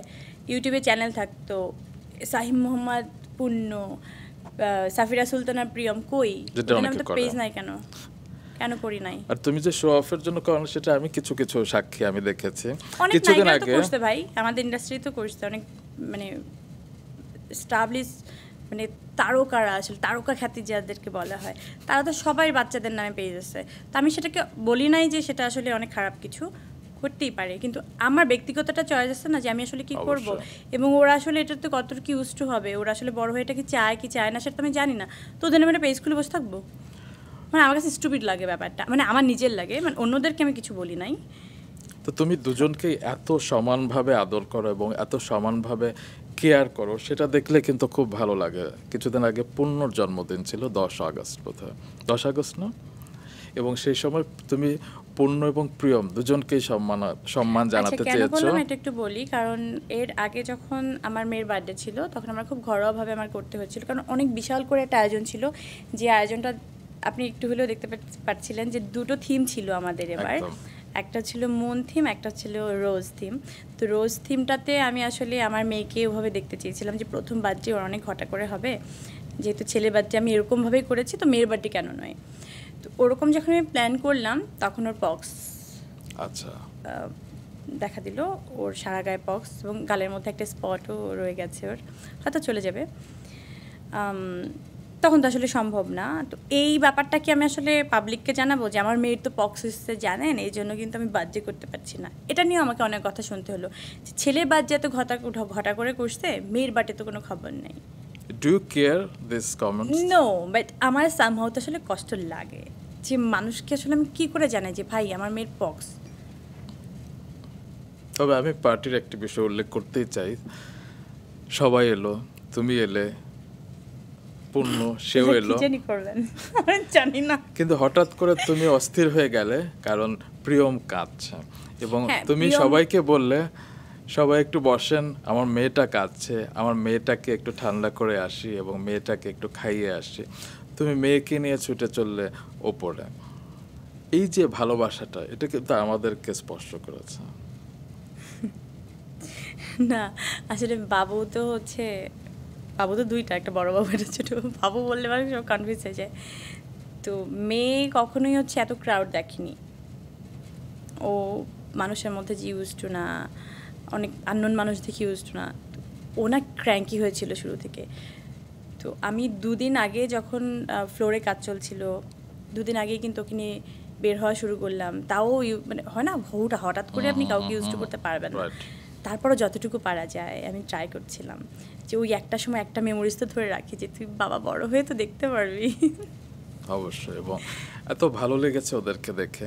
তবে যখন পাবলিকরা লিখে ওর জন্যই দত্তক আসলে মেয়ে অনেক- দত্তক মেয়ে, হ্যাঁ। হ্যাঁ, সেটা নিয়েও তুমি একটা পোস্ট দিয়েছিলে। কথার আগে আমার মেয়ে বলার আগে বলে দত্তক মেয়ে, মানে ওনাদের কি সমস্যা আমি জানি না। এটা হয়তো আমরা অনেকে ইনসেন্সিবল, সেই কারণে হয়তো আমরা একটু মানুষকে সহমর্মী হিসেবে দেখি না। আমরা যা মন চায় আমরা ফেসবুকে লিখে দেই, সেটারই একটা ব্যাড ইফেক্ট। অনেক উইয়ার্ড বিষয়টা। একটা প্রশ্ন মনে মনে বারবার ঘুরপাক খায়, মানে এই সোসাইটিতে একজন মা, স্পেশালি একজন নায়িকা, এতগুলো সন্তান, তুমি বললে 100 সন্তানের মা হতে চাও, বাবা ছাড়া কি সেটা সম্ভব এই সোসাইটিতে? হ্যাঁ সম্ভব, আরামসে সম্ভব। ফিনান্সিয়াল জায়গায় ওইটা বললাম না, ওইটা অনেক টাফ, এই জন্যই তো বললাম যে আমি অনেক অনেক টাকার মালিক হতে চাই। সেটার জন্য কিছু করছো? মানে আমাদের এই শোবিজে এতদিন তো করিনি, ধরেন এখন থেকে করছি। আগে আসলে অনেক কিছু ভেবে চিন্তে কোনো কিছু হুটহাট করে ধুম করে খরচ করে ফেলতাম, বা কোনো সেভিংস আমার জীবনে ছিল না। এখন আমি প্রত্যেক মাসে একটা সেভিংস করি, যেটা আমি জানি না যে এটা আসলে কিসের জন্য লাগবে, বাট একটা মাসে একটা সেভিংস আমি করি, যেটা আমার জীবনে কোনোদিনও ছিল না, মানে আমার ভাবনাতেও ছিল না যে আসলে সেভিংস বলতে কিছু আসলে জীবনে দরকার আছে। মহৎ, মানে পরিমাণে এখন সেভিংসে গিয়েছে, সেটিও আমাকে এখন বিশ্বাস করতে হবে। মানে খুব ভালো লাগলো শুনে পরিমাণে। এবং আমার হয়তো এখন আমার জীবনে 2 টাকা আছে ধরেন, তো এই 2 টাকার মালিক আমার বাচ্চারা, কিন্তু 18 বছর হওয়ার আগে থেকে। তো বাংলাদেশের আইনে একটু কেমন জানি একটু কি যেন একটা সমস্যা আছে, আমি জানি না, মানে আমার বুঝতে সমস্যা হয়, বাট ওই আইনের সমস্যা কিনা আমি জানি না, বাট আমার বুঝতে অনেক সমস্যা হয়, ইজি না ব্যাপারটা। আচ্ছা, আমরা একটু হ্যাঁ। আইন টাইনের প্রসঙ্গে একটু আসি। হ্যাঁ, জেলখানার দিনগুলোতে একটু আসি। জেলখানা থেকে বেরিয়ে, মানে 27 দিন জেলে থেকে তুমি যখন বের হলে, এখানে একটা লেখা ছিল, কি যেন? Don't love me beach. কেন লিখেছিল? তো আমি কি করবো, ওই শব্দ ছাড়া ওই লাইন ছাড়া আমার জীবনে কিছু ছিলই না, তো আর ওইটা ছাড়া কি লিখবো? কার উদ্দেশ্যে লিখেছিলে? লাভ কেন? লাভই তো ভাই, তোরা কারা, মানে যারা আমার জীবনে ছিল তাদেরকে আমি কাউকে চোখে দেখতে পাচ্ছিলাম না। আচ্ছা, আই লাভ ইউ, এটা কি দেখা যায়? এটা আপনার ফিল করতে হবে। কিভাবে ফিল করবেন? আপনি এফোর্টটা তো দিতে হবে ভাই, তুমি কি করতেছো ওইটা থেকেই তো বোঝা যাবে যে আসলে তুমি আমাকে কেয়ারটা করো, ওই কেয়ারটা দেখতে হবে যে তুমি আমাকে কেমনে ভালোবাসো। গায়েবি বলে দিলাম শোনো আই লাভ ইউ, শেষ, দায়িত্ব শেষ। এই আই লাভ ইউর মধ্যে যেগুলো পড়ে সেগুলোকে করো। তো আমি দেখতে পাচ্ছিলাম না যখন বলে আই লাভ ইউ, মানে হ্যাঁ মা বলেন, বোন বলেন, ভাই বলেন, এই সেই বলেন, তো মানে আমার ফ্যামিলিকে বলি নাই, ধরেন এরকম অনেকে আছে না যে ইন্ডাস্ট্রিতে অবশ্যই। বন্ধু বলেন আই লাভ ইউ, বন্ধু যাদেরকে আই লাভ দুধের ইউ, বোন মাছি আই লাভ বলা ইউ, হয়। মা। তো এই টাইপের লোকজনকে তখন আমি দেখি নাই যে আসলে ভালোবাসাটা আসলে দেখা যায়। তো আমি বললাম ভালোবাসাটা কোথায়, আমি তো দেখতে পাচ্ছি না। কি করছো আমার জন্য? না রাস্তা দাঁড়াইছো, না এটা নিয়ে কথা বলছো, না এটা নিয়ে কোনো কিছু লিখছো, না কিছুই করো নাই। সো আই লাভ ইউ বলে তুমি চুপচাপ ছিলা। ওয়াও। সন্দেন বলবো ভাই তোর ভালোবাসিস না আমাকে, অ্যান্ড দেন ওরা আমার জীবনে কেউ না। কিন্তু তুমি তো সেরকম অনেক মানুষকে হয় দূরে ঠেলে দাও, আবার দুদিন পর তারা একটু হ্যাঁ, ক্ষমা একটু চেলে বেহায়া কাছে আছি চেনে। আমি হালকা। মানে এটা কিন্তু একটা আমি হেডিং হয়ে নিজেকে যাবে যে বেহায়া। নিজেকে বেহায়া বললেন পরিমণি, ভিডিও সহ দেখুন। সত্যি হয় কি, মানুষ যতক্ষণ আমার সামনে না আসে ততক্ষণ আমি রাগটা মানে ধরে রাখতে পারি। যখন আমার সামনে এসে ওই চেহারাটা দেখার পর আমার মনে হয় ও আমার জীবনে অনেক বড় ক্ষতি করে ফেলছে। এরকম হয়েছে একটা যারা যে মামলা টামলা নিয়ে, তো উনি উনি মানে সামহাও অনেক রকমভাবে বসাতে চায় না যে চলো বসি, চলো সমাধান করি।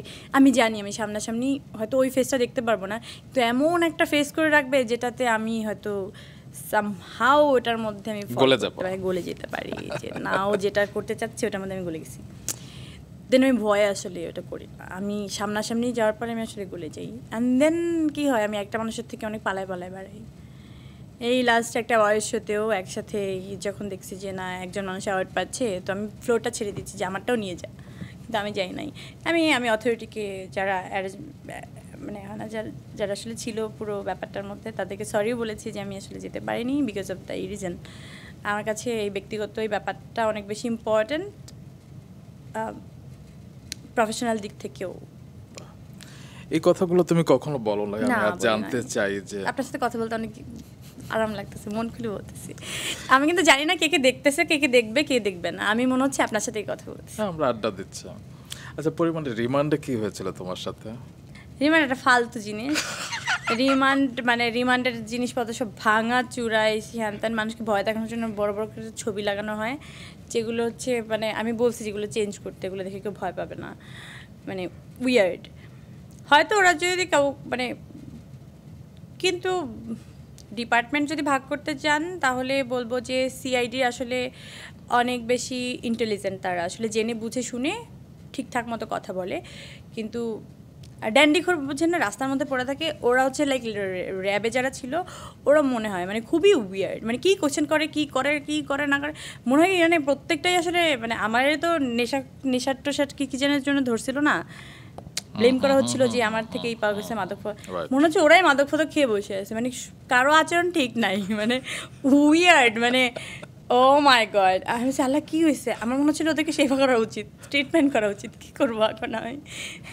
তোমাকে কি টর্চার করেছিল এমনি, মেন্টালি না ফিজিক্যালি? আগে তো কথা বলতে জানতে হবে, তারপর না আপনি ভাই একটা মানুষের সাথে বসবেন, তাকাবেন, ওকে থ্রেট দিবেন নাকি ওর থেকে কি বের করবেন, এটা আপনাকে ডিসাইড করতে হবে। আগে আপনার জানতে হবে যে আপনি আসলে কী চান। ওনারা আসলে জানেই না ওনারা আসলে কী চায়, আসলে আমরা কেন নিচ্ছে ওরা নিজেরাও জানে না। ওনারা জিজ্ঞেস করে মানে আমি জিজ্ঞেস করি ভাই কী হয়েছে,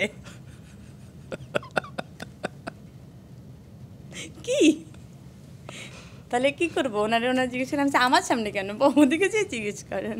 আচ্ছা জেলখানে 27 দিন ছিলে, সেই অভিজ্ঞতা নিয়ে নিশ্চয়ই একদিন বই লিখবে, একটু আমাদেরকে। হ্যাঁ, লেখা শেষ কবে আসছে? ওটা আমি লিখছি, মানে একদম জেল থেকে আসার পরই লিখছি। বাহ, ওটা আমরা কবে পড়বো? আমার ছেলে যদি বড় হয় ওই আসলে পাবলিশ করবে, এটা হয়তো এটা বানাতেও পারে। আমাদেরকে একটু বলো না আসলে সেই দিনগুলোতে তুমি কি ফিল করেছো? আমি এখন অবধি জেলখানা নিয়ে কোনো কিছু বলি নাই, তো আমার না আসলে ইন্টারেস্ট নাই। এটা একটা ফেক জিনিস, তো খুবই ফেক জিনিস, এবং এটা নিয়ে বলতে গেলে কি হবে, অপ্রিয় সত্যি কথা আসলে মানুষ জানবে, তখন আইনের উপরে শ্রদ্ধাটা আসলে মানুষ হারিয়ে ফেলবে। সো আমি চাই না কোনো কারণেই কেউ আসলে আইনের উপরে শ্রদ্ধা হারিয়ে ফেলুক বা বিশ্বাসটা উঠে যাক কারো। আচ্ছা সেটা না হয় আমরা আরেকদিন শুনবো। তুমি সে সময় কি খেতে আসলে? Healthy food. জেলখানাতে অনেক হেলদি ফুড দেওয়া হয় এবং অনেক খাবার ওয়েস্ট হয়, যেটা দেখে আমার খুব খারাপ লাগে, কারণ ওখানে একদম ফ্রেশ রান্না হয়। হ্যাঁ, জেলখানা খুব ওয়েল মেনটেন হয়। স্বাস্থ্যসম্মত খাবার কিভাবে বলা হয় এটাকে, হেলদি ফুড বলতে যা আসলে বোঝায়, তাই ওখানে কোনো রকমের কোনো খাবার খেয়ে আপনি অসুস্থ হবেন না। তোমার টেস্টি লাগতো? কোনো হেলদি ফুডই টেস্টি না। ডিসঅ্যাগ্রি। এনিওয়ে, তুমি সেই সময় অনেক বই পড়তে, আমি শুনেছি যে মিসির আলী সমগ্র। মিসির আলী সমগ্র আমি যখন নিলাম, এই মোটা একটা বই ছিল, ওখানে বই নিতে হতো আসলে, আমাকে চুরি করে একজন বই দিল, সেটা হচ্ছে পাপিয়াকে চিনেন তো, রাইট? পাপি আপু, উনি আমাকে অনেক হেল্প করলো। ভাই, আপনি বললেন না যে প্রত্যেকটা মানুষের মধ্যেই, আসলে তো আমি ওনাকে জানি না, ওনাকে জানি কিভাবে এসব হেডিং টেডিং দিয়ে বা এরকম, কিন্তু ওনাকে যে মানুষটা দেখছি সেটা সম্পূর্ণ ডিফারেন্ট। উনি জেলখানার সমস্ত মানুষদের জন্য, সেটা পরিমণি থেকে শুরু করে একদম যে বাচ্চাটার হচ্ছে একদম ডাইপার কিনতে পারে না, ওই বাচ্চাটার জন্য আসলে সমান ছিল। প্রত্যেকটা মানুষের জন্য সে করছে। আমি নিজে সাক্ষী এটার। সো এই মানুষটাকে আমি জীবনও খারাপ বলতে পারবো না, সে ডেফিনেটলি হতে পারে খারাপ, আমি জানি না। আমার চোখে যতটুকু দেখা, সে আসলে ওই সময় প্রত্যেকটা জেলখানার প্রত্যেকটা মানুষের জন্য ফেরেশতা সমান ছিল। সো এটা আমি নির্দ্বিধায় বলতে পারবো। তোমার আরো কিছু গুণের কথা বলে। হ্যাঁ, গুণ। হ্যাঁ, তুমি খুব রোম্যান্টিক। হ্যাঁ। তুমি এতটাই রোম্যান্টিক, তুমি যখন টুইন টাওয়ারের সামনে যাও তখন শাড়ি পরে দাঁড়াও, তুমি যখন মাঝ সমুদ্রে দাঁড়াও তখনও শাড়ি পরে দাঁড়াও। শাড়ির সাথে রোম্যান্সের কি সম্পর্ক? আছে। তুমি কবিদের দেখোনি, সাহিত্যিকদের দেখোনি, তুমি যখন পূর্ণিমা দেখতে ভালোবাসো, তুমি যখন সাদা মেঘ দেখতে ভালোবাসো, তুমি চাও যে বিশ্বের সব প্রজাপতির তুমি ছবি তুলবে, এটিই কিন্তু রোম্যান্টিসিজম। এবং তুমি খুব ভালো ছবি তুলো। হ্যাঁ, ট্রু। আমি দর্শকদের একটা সিক্রেট ফাঁস করবো, তুমি একসময় আদ্যক্ষরের মানুষদেরকে প্রেমিক কিংবা বিয়ে করতে চাইতে, কারণ তুমি ছোটবেলা থেকে রবীন্দ্রনাথ ঠাকুরের ভক্ত ছিলে, প্রেমিকা ছিলে, এবং 4 বার তুমি নামে কেউ আমার বয়ফ্রেন্ড ছিল? সেটা আমি জানি না। ভাই, নো, নো ওয়ে, নাই। রবীন্দ্রনাথ ঠাকুর তো ছিল, হ্যাঁ। এখনো আছেন, এবং তুমি 4 বার শেষের কবিতা পড়েছিলে ছোটবেলা থেকে। তোমার হাতে আমি প্রায় সঞ্চয়িতা দেখি, তোমার বাসায় একটা দেয়াল আছে, সেখানে রবীন্দ্রনাথ আছে, একদম পুরো সমগ্র আছে। এবং তুমি সঙ্গীত শিল্পী না হয়েও তোমার বাসায় গিটার আছে, সেখানে টুংটাং হয়। এত রোম্যান্টিসিজম তোমার ভিতরে, সেটা কিন্তু অনেকে জানে না। তোমার আরেকটা গুণ আছে, সেটা হচ্ছে তুমি খুব ভালো রান্না করতে পারো, এবং আমি তোমার রান্না টেস্ট করবার সুযোগ পেয়েছি, সেটা গরুর মাংস হোক, সেটা কফি হোক, এবং তুমি যখন নানার চলে যাবার পর একটি পায়েস করেছিলে মিলাদের দিন, অসাধারণ অসাধারণ। তুমি কিন্তু এটা নিয়ে বিজনেস করতে পারো। আমার একজন কেস পার্টনার আছে, ওনার নাম হচ্ছে কি দীপু। পার্টনার? মানে আমরা একসাথে জেলে গেছিলাম। তো দীপু আমাকে মাঝে মাঝে বলি, দীপু খুব ভালো রান্না করে, ও শিখছে আসলে রান্না প্রফেশনালি। তো আমি বললাম যে চলো একটা রেস্টুরেন্ট দিই। তো আমার এটাও মাথায় আছে যে দিতে পারো কিন্তু। হ্যাঁ, দিতে পারি, একটু ফ্রি হই, যখন অবসরে যাব তখন আমার মনে হয়। আচ্ছা, তুমি এত ভালো নাচো, তুমি কি নাচ শিখেছিলে কারো কাছে? আমি নাচতে পারি না, আমি একা একা নাচতে পারি খুব। তখন হয় না যে কোরিওগ্রাফাররা ডানা কাটা পরে নাচতে পারে না? না, সত্যি আমাকে কেউ দেখিয়ে দিলে তখন আমি অনেক নার্ভাস থাকি, তখন আমার মনে হয় কি ও এত ওইটাই কপি করতে হবে, কিন্তু এমন হয় না যে ওইটা দেখে তুমি অনেক ভালোও তো করতে পারো, ওই কনফিডেন্টটা আমার তখন আসলে থাকে না। আমি যখন আমাকে কেউ দেখায় কোনো কিছু, তখন আমি আসলে মানে তুমি প্রম্পট কিছু পারো, মানে নিজের থেকে স্পন্টেনিয়াস কিছু পারো, কিন্তু আমাকে আন্নাটা গান ছেড়ে দেন, আমি ধুমায় নাচতে পারবো, এবং এত সুন্দর নাচবো, মানে থাক পডকাস্টে আমার নাচ দেখবো মানে বললাম। তবে তুমি বাফাতে কি নাচ শিখেছিলে? এটা কোথায় যেন একবার শুনেছিলাম। হ্যাঁ হ্যাঁ, তো মৌ আপুকে দেখে তখন আমি আসলে ভাগছি এখান থেকে। কেন? মানে সাদিয়া ইসলাম মৌ? হ্যাঁ। কেন? আমি জানি না। আমাদের কয়েকটি পর্ব আগে কিন্তু সাদিয়া ইসলাম মৌ এসেছিলেন, এবং তিনি যখন তোমার নাম শুনছিলেন যে তুমি আসবে আমার পডকাস্টে, বলি ইস মেয়েটা এত সুন্দর, এই সুন্দর বলাতেই তো আমি ভাগছি। কেন আমি জানি না, উনি উনি যখন বলছিল যে তুমি এত, আমি না মনে হয় যে ওনার কথাগুলো আমার কান থেকে ঢুকছিল আর আমি ওনাকে দেখছিলাম। তার মানে ছোটো ছিলাম তো, মানে বয়সে না পিচি, তো উনি আমার চুলের প্রশংসা করছিল, আমার গায়ের রং কী কী জানি বলছিল, আর আমার হচ্ছে আমি কালকে থেকে আর আসতে পারবো না। কেন আমি এখনও জানি না, নার্ভাস হয়ে গেছিলাম। পরে আজকে আমি আরেকটা মিসকনসেপশন ক্লিয়ার করতে চাই তোমার একটি অ্যাওয়ার্ড নিয়ে। এবং তুমি স্বপ্নজাল চলচ্চিত্রের জন্য তুমি মেরিল প্রথম আলো পুরস্কার পেয়েছিলে, সমালোচকের রায়ে একটা বিশেষ পুরস্কার পেয়েছিলে তুমি। এবং সেই পুরস্কারটিকে অনেকেই এখনো ধারণা করে তুমি সে সময় একটু কান্নাকাটি করেছিলে। হ্যাঁ, কান্না করতে করতে স্টেজে উঠছিলাম। কান্নাকাটি করতে করতে স্টেজে উঠেছিলে, তো সবাই বলে যে আমি অ্যাওয়ার্ডটা পাই নাই বলে কাঁদছিলাম। কারণ তার আগে বেস্ট ফিল্ম দিল, বেস্ট ডিরেক্টর দিল, বেস্ট অ্যাক্ট্রেস দিল, বেস্ট অ্যাক্টর দিল, বেস্ট অ্যাক্ট্রেসে তোমার মনোনয়ন হচ্ছিল, তুমি পাওনি। সবাই ভেবেছে, তারপর তুমি কান্না করেছো, তারপর তোমার হাতে অ্যাওয়ার্ড দিয়েছে। কিন্তু তোমার যে ক্রেজ, তুমি ফেসবুকে ছবিটা দিতেও পারো, সেই ক্রেজটে লেখা মেরিল প্রথম আলো সমালোচক পুরস্কার বিশেষ পুরস্কার। তুমি যদি কান্নাকাটি করো উইদিন 2 মিনিটস কি ক্রেস্টে লেখা সম্ভব? কিন্তু সে সময় অনেকেই আমরা দেখেছি যে তুমি রাগ করে বিহাইন্ড দ্য সিন চলে গিয়েছিলে, একদম গ্রিন রুমে চলে গিয়েছিলে, সেখানে তারপর কি কি যেন হলো। এবং তারপর মানে এই স্টেজ, তো স্টেজের পেছনে একটুখানি জায়গা, তারপরে হচ্ছে ব্যাক স্টেজ আর কি, যেটা সবাই সব আর্টিস্টরা থাকে, টেবিল থাকে, চেয়ার থাকে, মিরর থাকে। তো ওইখানে আমার ব্রেকআপ হচ্ছিল, চিল্লাচিল্লি, কান্নাকাটি, ঝগড়াঝাটি, এর মধ্যে নামানাম।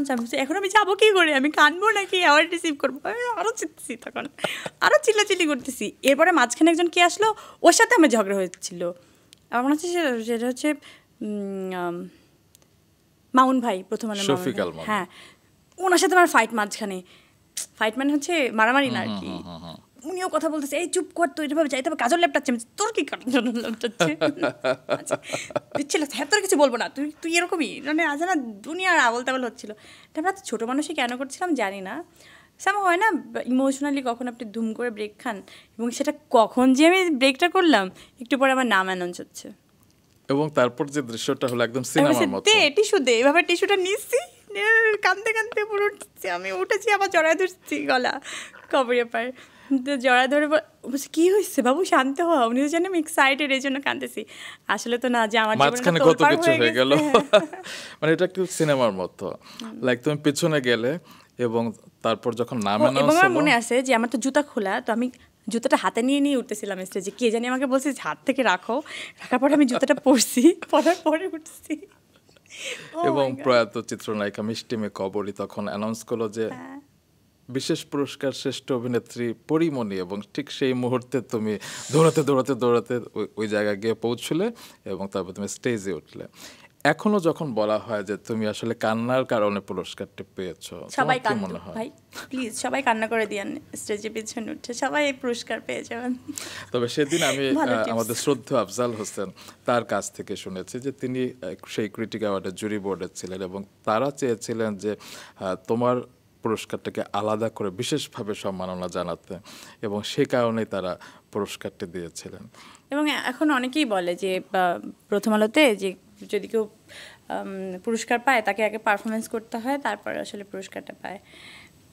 লাস্ট শাকিব খানের ব্যাপারেও এইসব কথা যখন উঠছিল, তখন আমার মনে হয় আচ্ছা শাকিব খানকেও তো ছাড়ে নাই, তো ওই সময় আমি কত ডিপ্রেস হয়ে গেছিলাম বুঝতে পারছিলেন। তখন আমি একটা পারফরমেন্স করলাম যে IMA গাইড, আমার জন্য নতুন করে গানটা বানানো হলো, কবির বকুল, হ্যাঁ ভাইয়া যখন এসে বললো জানো তোমার জন্য নতুন করে গানটা বানানো হবে, মুনিয়াপু, আমি বলছি হ্যাঁ সত্যি, আসলে উনি গাবে, এইটা আসলে নতুন করে বানানো হবে, হ্যাঁ তুমি দেখো। আমি ঠিক আছে, আমি নাচতেছি এটাতে। তো এই পারফরমেন্সটা তো আমার কাছে কী ছিল সেটা তো আমিই জানি। তো সবাই তখন বলা বলি করলো যে ওনাদের ওখান থেকে পুরস্কারটা নিতে হলে আগে পারফরমেন্স করতে হয়।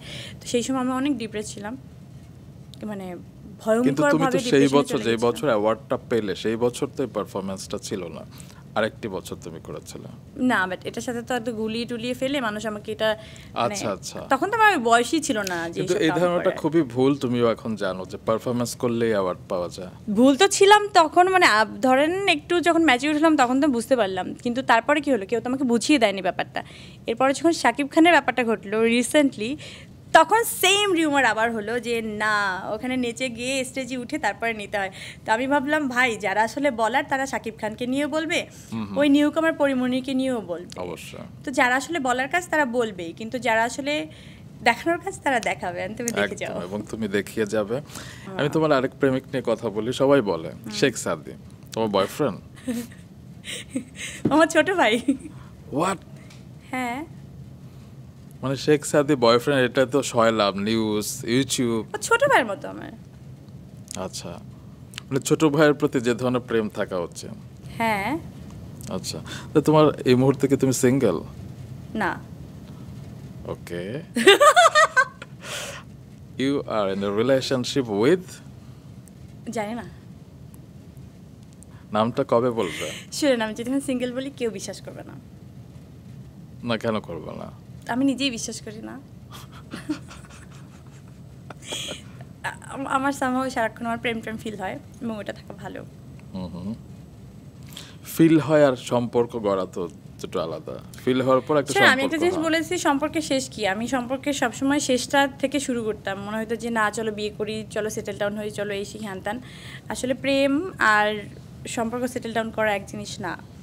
সো আমি প্রেম ছাড়া জীবনেও বাঁচি না, বাঁচতেও পারবো না, আবার প্রেম ছাড়া তো মরেও যাইতেছি না। একদম। So, আমি কিন্তু প্রেম ছাড়া আছি, কিন্তু কেউ বুঝতেছো না। হ্যাঁ, প্রেম ছাড়া আছো তুমি, না বললা তোমার ভিতরে প্রেম প্রেম সব সময় হয়। মানে আর ওই তুমি মানুষটা সম্পর্ক ছাড়া মানুষটা আছো। আসলে নাই, কি আর কার সাথে প্রেম করি ওইটা নাই, গায়েবী। আচ্ছা, আরেকটা প্রশ্নের উত্তর দাও, যেটা সবাই জিজ্ঞেস করে, তুমি মোট কতবার বিয়ে করেছো? একবার। একবার? শরীফুল রাজকে?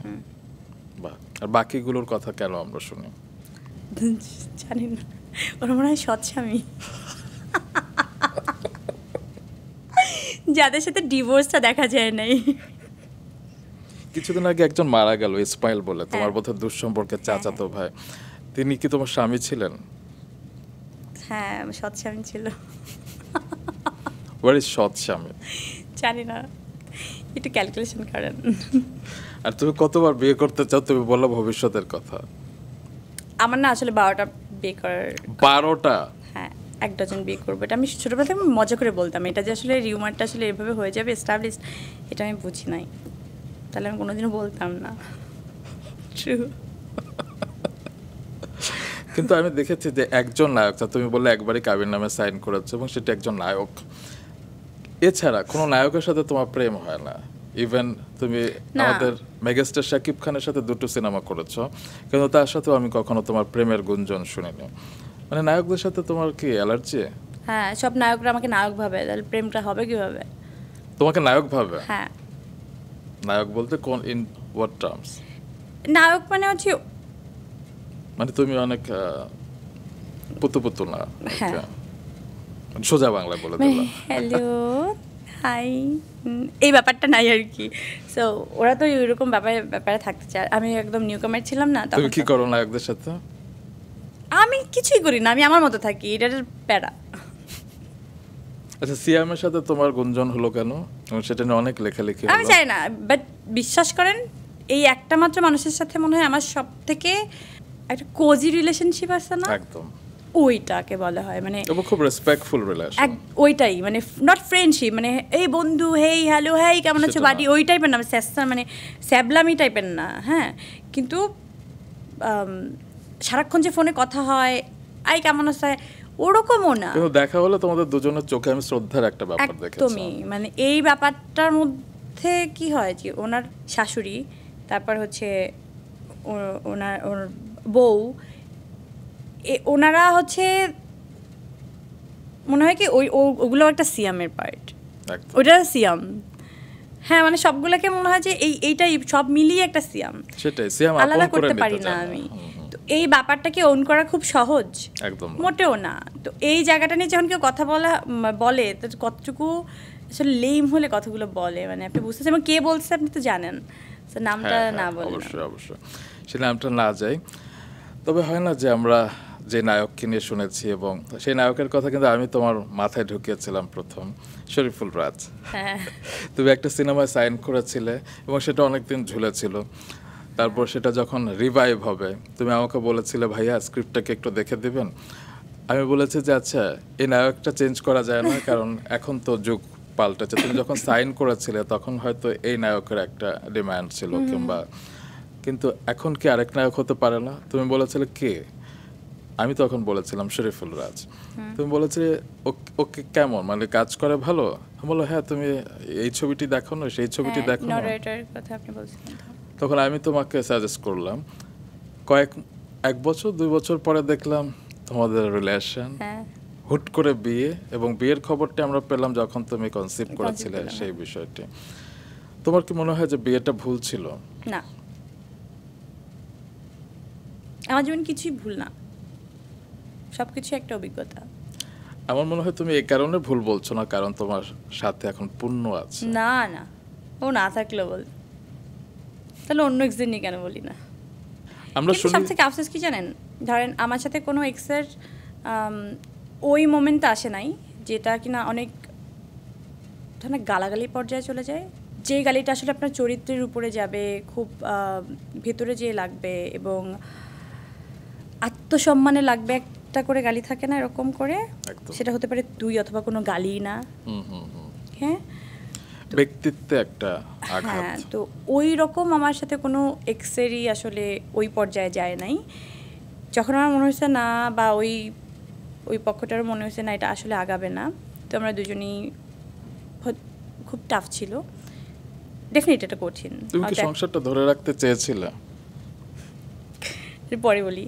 তো দুই পক্ষ যখন আমরা বসলাম যে না আসলে এটা আগানো যাবে না, একটা রেসপেক্টফুল জায়গায় রেখে কিন্তু আমরা ব্রেকআপটা করি। কেন?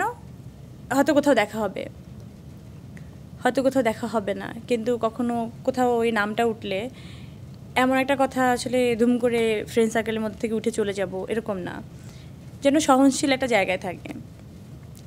এই রেসপেক্টটা আসলে সবার কাছ থেকে আমি পেয়েছি এবং সবাইকে আমি দিয়েছিও। যার থেকে সব থেকে বেশি রেসপেক্টটা পাওয়ার কথা, মানে যেই এক্সের কাছ থেকে, যেই প্রাক্তনের কাছ থেকে, তার কাছ থেকে আমি সব থেকে বেশি অপমানিত হয়েছি। এবং তোমার হাজব্যান্ড, এক্স হাজব্যান্ড, হ্যাঁ, আপনারা তো সেটা সবার চোখের সামনেই হলো, কিন্তু সেটা তো হওয়ার কথা ছিল না। এটা তো অনেক সুন্দর করেই হতে পারতো, বিচ্ছেদ তো অনেক সুন্দরও হতে পারতো, রেসপেক্টফুল হতে পারতো, সেটা কেন হয়নি? আমরা শুনি যে এখন তিনি বাচ্চার রেগুলার খোঁজ খবর নেন, ভরণ পোষণ দেন। তুমি বলো। হ্যালো হ্যালো, শোনা যাচ্ছে না? আমি তো শুনতে পাইনি কোথাও। তুমি বলো স্ট্যাটাসটাকে। না, উনি আসলে মনে হয় ভুলে গেছেন যে ওনার আসলে বাচ্চা আছে। আমি শিওর উনি ভুলে গেছেন। অনেকেও বলে যে তুমি যোগাযোগ করতে দাও না। শুনেন, এসব কমপ্লেন আসলে বড় হয়ে আমার বাচ্চা ডিসাইড করবে আসলে কোন কমপ্লেনটা আসলে নিবে, কোনটা নিবে না, এবং কোনটা আসলে ওর জন্য ধোঁয়াশে এবং ধোঁয়াশার মধ্যে আছে এবং কোনটা ক্লিয়ার। আমি ওর প্রত্যেকটা কথা, ধরেন একটা পাবলিক একটা কথা বললো, সেটাও কিন্তু আমি অনেক ক্লিয়ার করে ওর জন্য রেখে গেছি। যদি আমি আজকেও মরে যাই, ও কিন্তু আজকের থেকে এই অবধি যেগুলো কথা হয়েছে সবগুলো কিন্তু প্রমাণ ও একদম সরাসরি পেয়ে যাবে। আমি ওভাবে ওর কাছে রেখে গেছি। আমার কাজই এটা এখন জীবনের। বললাম না, মাদারহুডে আমি কোনোভাবে ফেল করতে চাই না, করবো না। তো আমাকে কোনোদিন আঙুল তুলে কথা বলতে পারবে না আমার বাচ্চা। সেটা হচ্ছে, হ্যাঁ, এমন না যে ওর বাবাকে অনেক ডিসরেসপেক্ট করে কথা বলবে, বা ওইভাবে আমি ওকে মানে বড় করতেছি, বা ওইভাবে আমি কানের মধ্যে ওইভাবে নো, আমি একদমই এসব কথা কিছু বলিই না। সো আমার বাচ্চাকে নিয়ে যখন আমি টিকা দিতে চাই, ধরেন ভ্যাকসিন, রেগুলার একটা ভ্যাকসিন থাকে না বাচ্চাদের 6 বছর 7 বছর পর্যন্ত, এখন তো 11 বছর পর্যন্ত মনে হয় শুনতেছি। আমি বাচ্চা যেদিন হয় ওই দিনের রেজিস্ট্রেশনে ওর নাম্বার দিতে হয়, একটা ফোন নাম্বার, যেটাতে ওর সমস্ত আপডেট আসে। ও হসপিটালে গেল, হসপিটাল থেকে বের হলো, প্রত্যেকটা কিন্তু SMS ওনার কাছে যায়। তার নামটা নিতে পারতেছি না, খটকা লাগতেছে, এনিওয়ে, হ্যাঁ, আসতেছে না মুখে, বাঁধতেছে। আসলে আমি কোনোদিন নাম নিতে চাই না। তো ওই মানুষটার কাছে যায় SMS-গুলো, তো দেখে না যে হসপিটালে SMS দেখতেছে। তো তারপর আচ্ছা, ওর যে বার্থডে গেল, বুঝলাম, আমি এখন কমপ্লেন জানাতে বসি নাই, কিন্তু যখন বলতেছে সবাই যে ওর খোঁজখবর নিতে চায় কিন্তু আমি নিতে দেই না, এটা ভুল জিনিস। উনি না হলে নিতে পারতেছে না, নানা কারণে কী হয়েছে না হয়েছে, উনি ভুলে গেছে। যেটা আমি মনে করতেছি, সেটা তো আপনারা জানেন না কেন ভুলে গেছে, কেন এই কথা বলতেছি, এগুলো তো আমি ক্লিয়ার করবো না এখানে যে উনি আসলে ভুলে যায়। কিন্তু ওনার যে ফ্যামিলি আছে, ওনার ফ্যামিলির তো একটা মাত্র বাচ্চা, প্রথম বাচ্চা এখন অবধি, তো ওনার বাপ মা নাই, ওনার দাদা দাদি নেই, মানে আমার বাচ্চার দাদা দাদি নেই, তারা কেন, নাকি তারাও এক্স হয়ে গেছে? আপনি রক্ত মুছতে পারবেন? সম্পর্ক এভাবে সম্পর্ক মোছা যায়? তারা কেন একটা ফোন দেয় না স্পেশাল ডেতে, ওর বার্থডেতে, ওর যখন জ্বর হয়, ওর যখন কাশি হয়, যখন অসুস্থ হয়, তখন কেন খোঁজখবর নেয় না? খোঁজখবর নেওয়া মানে তো এই না যে ভরণ পোষণ দাও, আমার বাচ্চার ভরণ পোষণ লাগে না, লাগলে বলিস আমি দিব না, সমস্যা নাই। ভরণ পোষণের জন্য তো আমি আমার বাচ্চাকে ধরেন মানে এটা তো অসম্ভব, ওরা কি ভরণ পোষণ দিবে? কিন্তু একটা আছে না যে আপনি একটা ফোন দিবেন, কথা বলবেন, শুনো তোমার দাদি ফোন দিছে, তোমার দাদা ফোন দিছে, তারা কি হয়েছে, তারাও ভুলে গেছে? আসলে ব্যাপারটাই এরকম। তো এটা নিয়ে আসলে কথা বললে না কমপ্লেনই আসবে, তো ওই মানুষটাকে রীতিমতো ছোটোই করা হবে। ওনারা নিয়ে আমি কথা বলতে চাই নাই, আর কোনো দিন হয়তো কথাও বলবো না। আপনার সাথে কোনো কিছু নিয়ে লুকাই না, এবং কথা বলতে অনেক ইজি লাগে, এবং এটাই মনে হয় আমার লাস্ট কথা থাকবে ওনাকে নিয়ে। আমি তো ওনাকে ছেড়েই দিছি, কোনো রকম মামলা মকদ্দমা হ্যান ত্যান কোনো কিছু নিয়ে কোনো কিছুর মধ্যে যাই নাই। উনি আমাকে একটু ঠিকঠাক মতো ভালো থাকতে দিক, কিন্তু ওইভাবে দাবি না করুক। আমার যখন কাজের লোকজনের সাথে দেখা হয়, মানে আমার কাজের জোনের যেই মানুষগুলো, আমার টিমের যে মানুষগুলো, আমার হেয়ার ড্রেসের সাথে দেখা হলো, আই শুনো, বাচ্চাকে দেখলে আমার বাচ্চাকে জড়ায় ধরে 500 চুমা দিও। আমার যে একটু কস্টিউম ডিজাইনার, ওর নাম হচ্ছে জিমি, ওকে ও মাঝখানে আসলো, জানো আপি, ও ওখানে একটু অন্যরকম একটা মানুষ, তো এসে বললো, জানো আপি কী বলছে ভাইয়া, ও তো ভয় পাচ্ছে। বলতাম কী বলছে? বলে সাইমকে জড়ায় ধরে 500 চুমা দিতে বলছে। তো এটা মানুষকে বলতেছে, আপনি বুঝতেছেন জিমি কি ভাবতেছে, যে ও মনে হয় বাচ্চাকে মিস করতেছে, এই জন্য এইসব কথা বলতেছে। সামহাও এটাই তো মনে করবে। এই ফেক জিনিসপত্র যদি আসলেই এস্টাবলিশ করতে চায়, তাহলে ভাই। আচ্ছা, তোমাদের ঝামেলা নিয়ে আমি কোনো কথা শুনতে চাই না, কেন হয়েছিল, কেন সংসার ভেঙেছে, তবে এখানে কি কোনো তৃতীয় পক্ষ ছিল?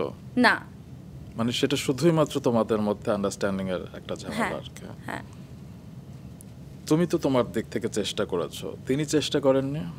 চেষ্টা যে করতে হয় এটাই তো জানে না ও, বা কারো চেষ্টাকে সমর্থন জানাতে হয় সেটাও তো জানে না। আমি শুধু একটা কথাই আপনার মানে এখান থেকে বলার, যেহেতু আপনি এখানে কোশ্চেন করছেন, তার মানে এটা অনেক আসলেই অনেক আমাদের ইন্ডাস্ট্রির মধ্যে অনেক ব্যাপারটা ছড়াইছে যে বাচ্চার বার্থডেটা হওয়ার পরের থেকে বেশি এস্টাবলিশ হয়ে গেছে যে ও আমাকে খোঁজখবর নিতে চাইছিল এবং আমার জন্য নিতে পারছে না। এটা খুবই একটা ফেক জিনিস, এবং আমি চাই যে ও কোনোভাবেই ইন্ডাস্ট্রিতে কারো কাছে এই নাকে কান্না না কান্না করে ও আসলে নিজে নিজে বিলিভ করার চেষ্টা করুক যে আমার একটা বাচ্চা আছে এবং আমি একটা বাচ্চার বাপ। তবে হয় না, আমাদেরও অনেক সময় আমরা যত বয়সী হই, যেই জেন্ডারই থাকো, আমাদের সবার একটা হাত লাগে। যদি অসুস্থ হই, মন ভালো থাকলে, মন খারাপ থাকলে একটা কাঁধ লাগে। তোমার কখনো একা লাগে না? না, এখন লাগে না। তুমি যত একটা আবরণ ধরে রাখো, দিন শেষে কিন্তু আমরা যখন আয়নার সামনে ওই দাঁড়াই, ওই ওই একা, ইয়া ডেফিনেটলি। তুমি নিজে নিজে কখনো আউটবার্স করো, একদম ইমোশনালি তুমি ভেঙে পড়েছো এরকম, তখন তুমি নিজেকে সামলে নাও কিভাবে? আসলে ওই যে বললাম না, নিজে নিজে ডিসাইড করতে হয় আমি কতক্ষণ কাঁদবো।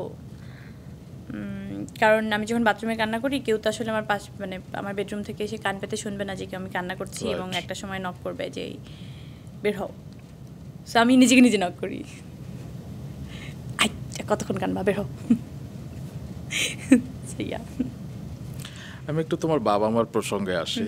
তুমি যাদেরকে ঠিকঠাকভাবে দেখোই নাই, কারণ তোমার বোধ হবার আগেই তারা চলে গেছেন। তোমার বয়স যখন 3, তখন তোমার বাবা, যিনি পুলিশ কনস্টেবল ছিলেন, মনিরুল ইসলাম, এবং তার তখন ঢাকায় পোস্টিং হয়। যায় না, আমার বাবার সম্পর্কে খোঁজাই নাই কখনো, আমার ইন্টারেস্ট জাগে না, এবং আমার না যে আমার মনে হয় আমার বাচ্চারও এরকম হবে, ও জানবে না কিছু, ও বলবেই না কিছু, যেটা আপনার জীবনে নাই অস্তিত্ব বা ওই ব্যাপারটা আপনি ফিল করেন না, তো আপনি কেন জানতে চাবেন? তো আমার কোনো ইন্টারেস্ট জাগে নাই, কারণ ওটা ইম্পর্টেন্ট আমার কোনো সাবজেক্ট মনে হতো না।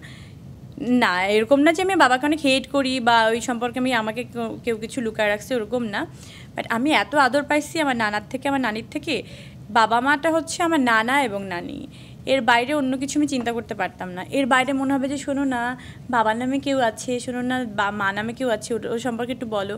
সো ওইটুক বাচ্চা আসলে ওই সময় থেকে এমনভাবে আমি বড় হয়েছি যে ওইটা বিষয়টা মাথায় ঢুকতে দেয় নাই কেউ আমাকে, এত আহ্লাদে এত আদরে আমি আসলে বড় হয়েছি। তুমি যে কিছুদিন আগে মাইলস্টোনের ঘটনায় তুমি প্যানিক অ্যাটাক হয়েছিল আগুনের কারণে, হ্যাঁ আমার আমি মা শুনেছি। আগুনে পড়ে মারা গেছে। তুমি সেটা শুনেছো? আমি দেখছি, আমার মনে আছে। তোমার বয়স কত ছিল? 3 বছর। মা আগুনে পড়ে মারা গেছে? হ্যাঁ মনে আছে। আর তোমার বাবাকে নাকি সব তো মনে কুপিয়ে, নেই, একটু একটু মনে আছে।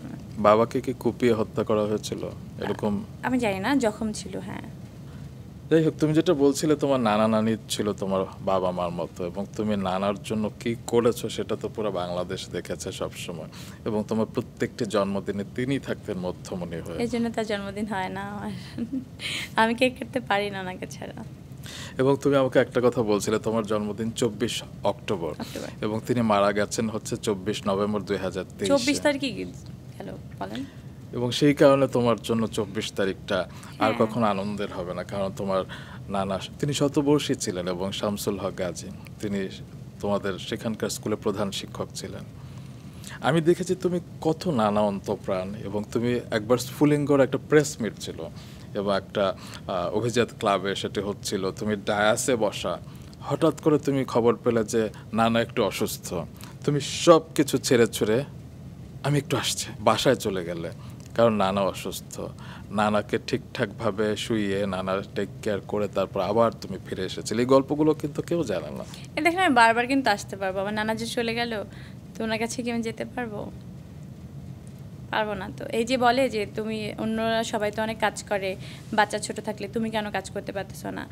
দেখেন এই যে এখন আমি এত ঘন্টা ধরে এখানে বসে আছি বা এতক্ষণ ধরে বসে আছি, আমার বাচ্চার এই সময় আমি এখন আমাকে ওইভাবে দরকার নাই, ও ব্রেস্টফিডটা করে না বা ওই তাড়াটা নাই। ওই হ্যাঁ মাকে তো লাগেই, মাকে তো সারা জীবনই লাগবে, মাকে মা ছাড়া তো আসলে ওই ব্যাপারটা তো আলাদা। কিন্তু এখন যে ওয়েতে লাগে সেই ওয়েতে তো আসলে 2-4-5 বছর পরে ওইভাবে লাগবে না, ডে বাই ডে ওইটা আসলে কমে আসবে। ও আসলে নিজেই অনেক কিছু করতে পারবে। এখন যেমন পটি চেঞ্জ করতে হলে আমাকেই লাগে, বা অন্য কেউ ওইটাতে আসলে আমি ওকে ইউজ টু করাই নাই। সো ও অন্য কারোর সাথে ইউজ টু না। তো তখন কি হচ্ছে, ওই ব্যাপারটা তো ওই এই 2-3 বছর কাজ না করলে আমি তো ওকে আমি ফুল টাইমটা দিতে পারছি। আমার যেই মনের যে শান্তিটা, এই শান্তির ভাগ তো আসলে অন্য কেউ নিতে পারবে না। অন্য তো সবাই কী করতেছে না করতেছে ওইটা আমি দেখে কী করবো বলেন? অন্য কেউ তো হয়তো ওভাবে, আমি জানি না, আমি আমার মাদারহুডটাকে অনেক এনজয় করতে চাইছি পুরাপুরি। এবং করছো তুমি, সেটি কিন্তু আমাদের সবাইকে খুব ভালো লাগায়, দেখতে খুব ভালো লাগে যে পরিমাণে। এখন আমি যখন মেকআপ করি, বাবু এসে একটা মেকআপের প্রোডাক্ট ধরবে না, আমি কোনটার পরে কোনটা নিব কিন্তু জানে, কোন ব্রাশটা পরে কোন ব্রাশটা নিব, ও আমার এটা আগে দেয়। How intelligent. হ্যাঁ, দেওয়ার পরে বলে আম্মু মেকআপ ডান। হ্যাঁ কেমন লাগে বলো? বলে ভালো। আমি মাঝে মাঝে তো টিপ পরে বলি না, টিপটা কেমন? তো কখনো কখনো আজকে যেমন বললাম বাবু টিপ নাই, আমি না বাবা শাড়ি পরিনি, আজকে টিপ নেই। ও ও এমন করে ও বললো যে আসলে বুঝছে কিছু বুঝে নাই, মনে হচ্ছে বুঝছে। আমি একটু নানার প্রসঙ্গে থাকতে চাই। নানার যখন চলে গেলেন, তুমি বরিশালে গিয়েছিলে মৃত্যুবার্ষিকীতে, এবং তুমি এত এত এত মানুষের খাবার একাই রান্না করলে। 2500 মানুষের খাবার চিত্রনায়িকা পরিমণি রান্না করেছে। কি কি রান্না করেছিল? সব তো আসলে আমি রান্না করি নাই, আমি গরুর মাংস দিয়ে দিলাম। আচ্ছা, আমি পুরোটা দেখছিলাম, দেখভাল করার দায়িত্ব আমার ছিল।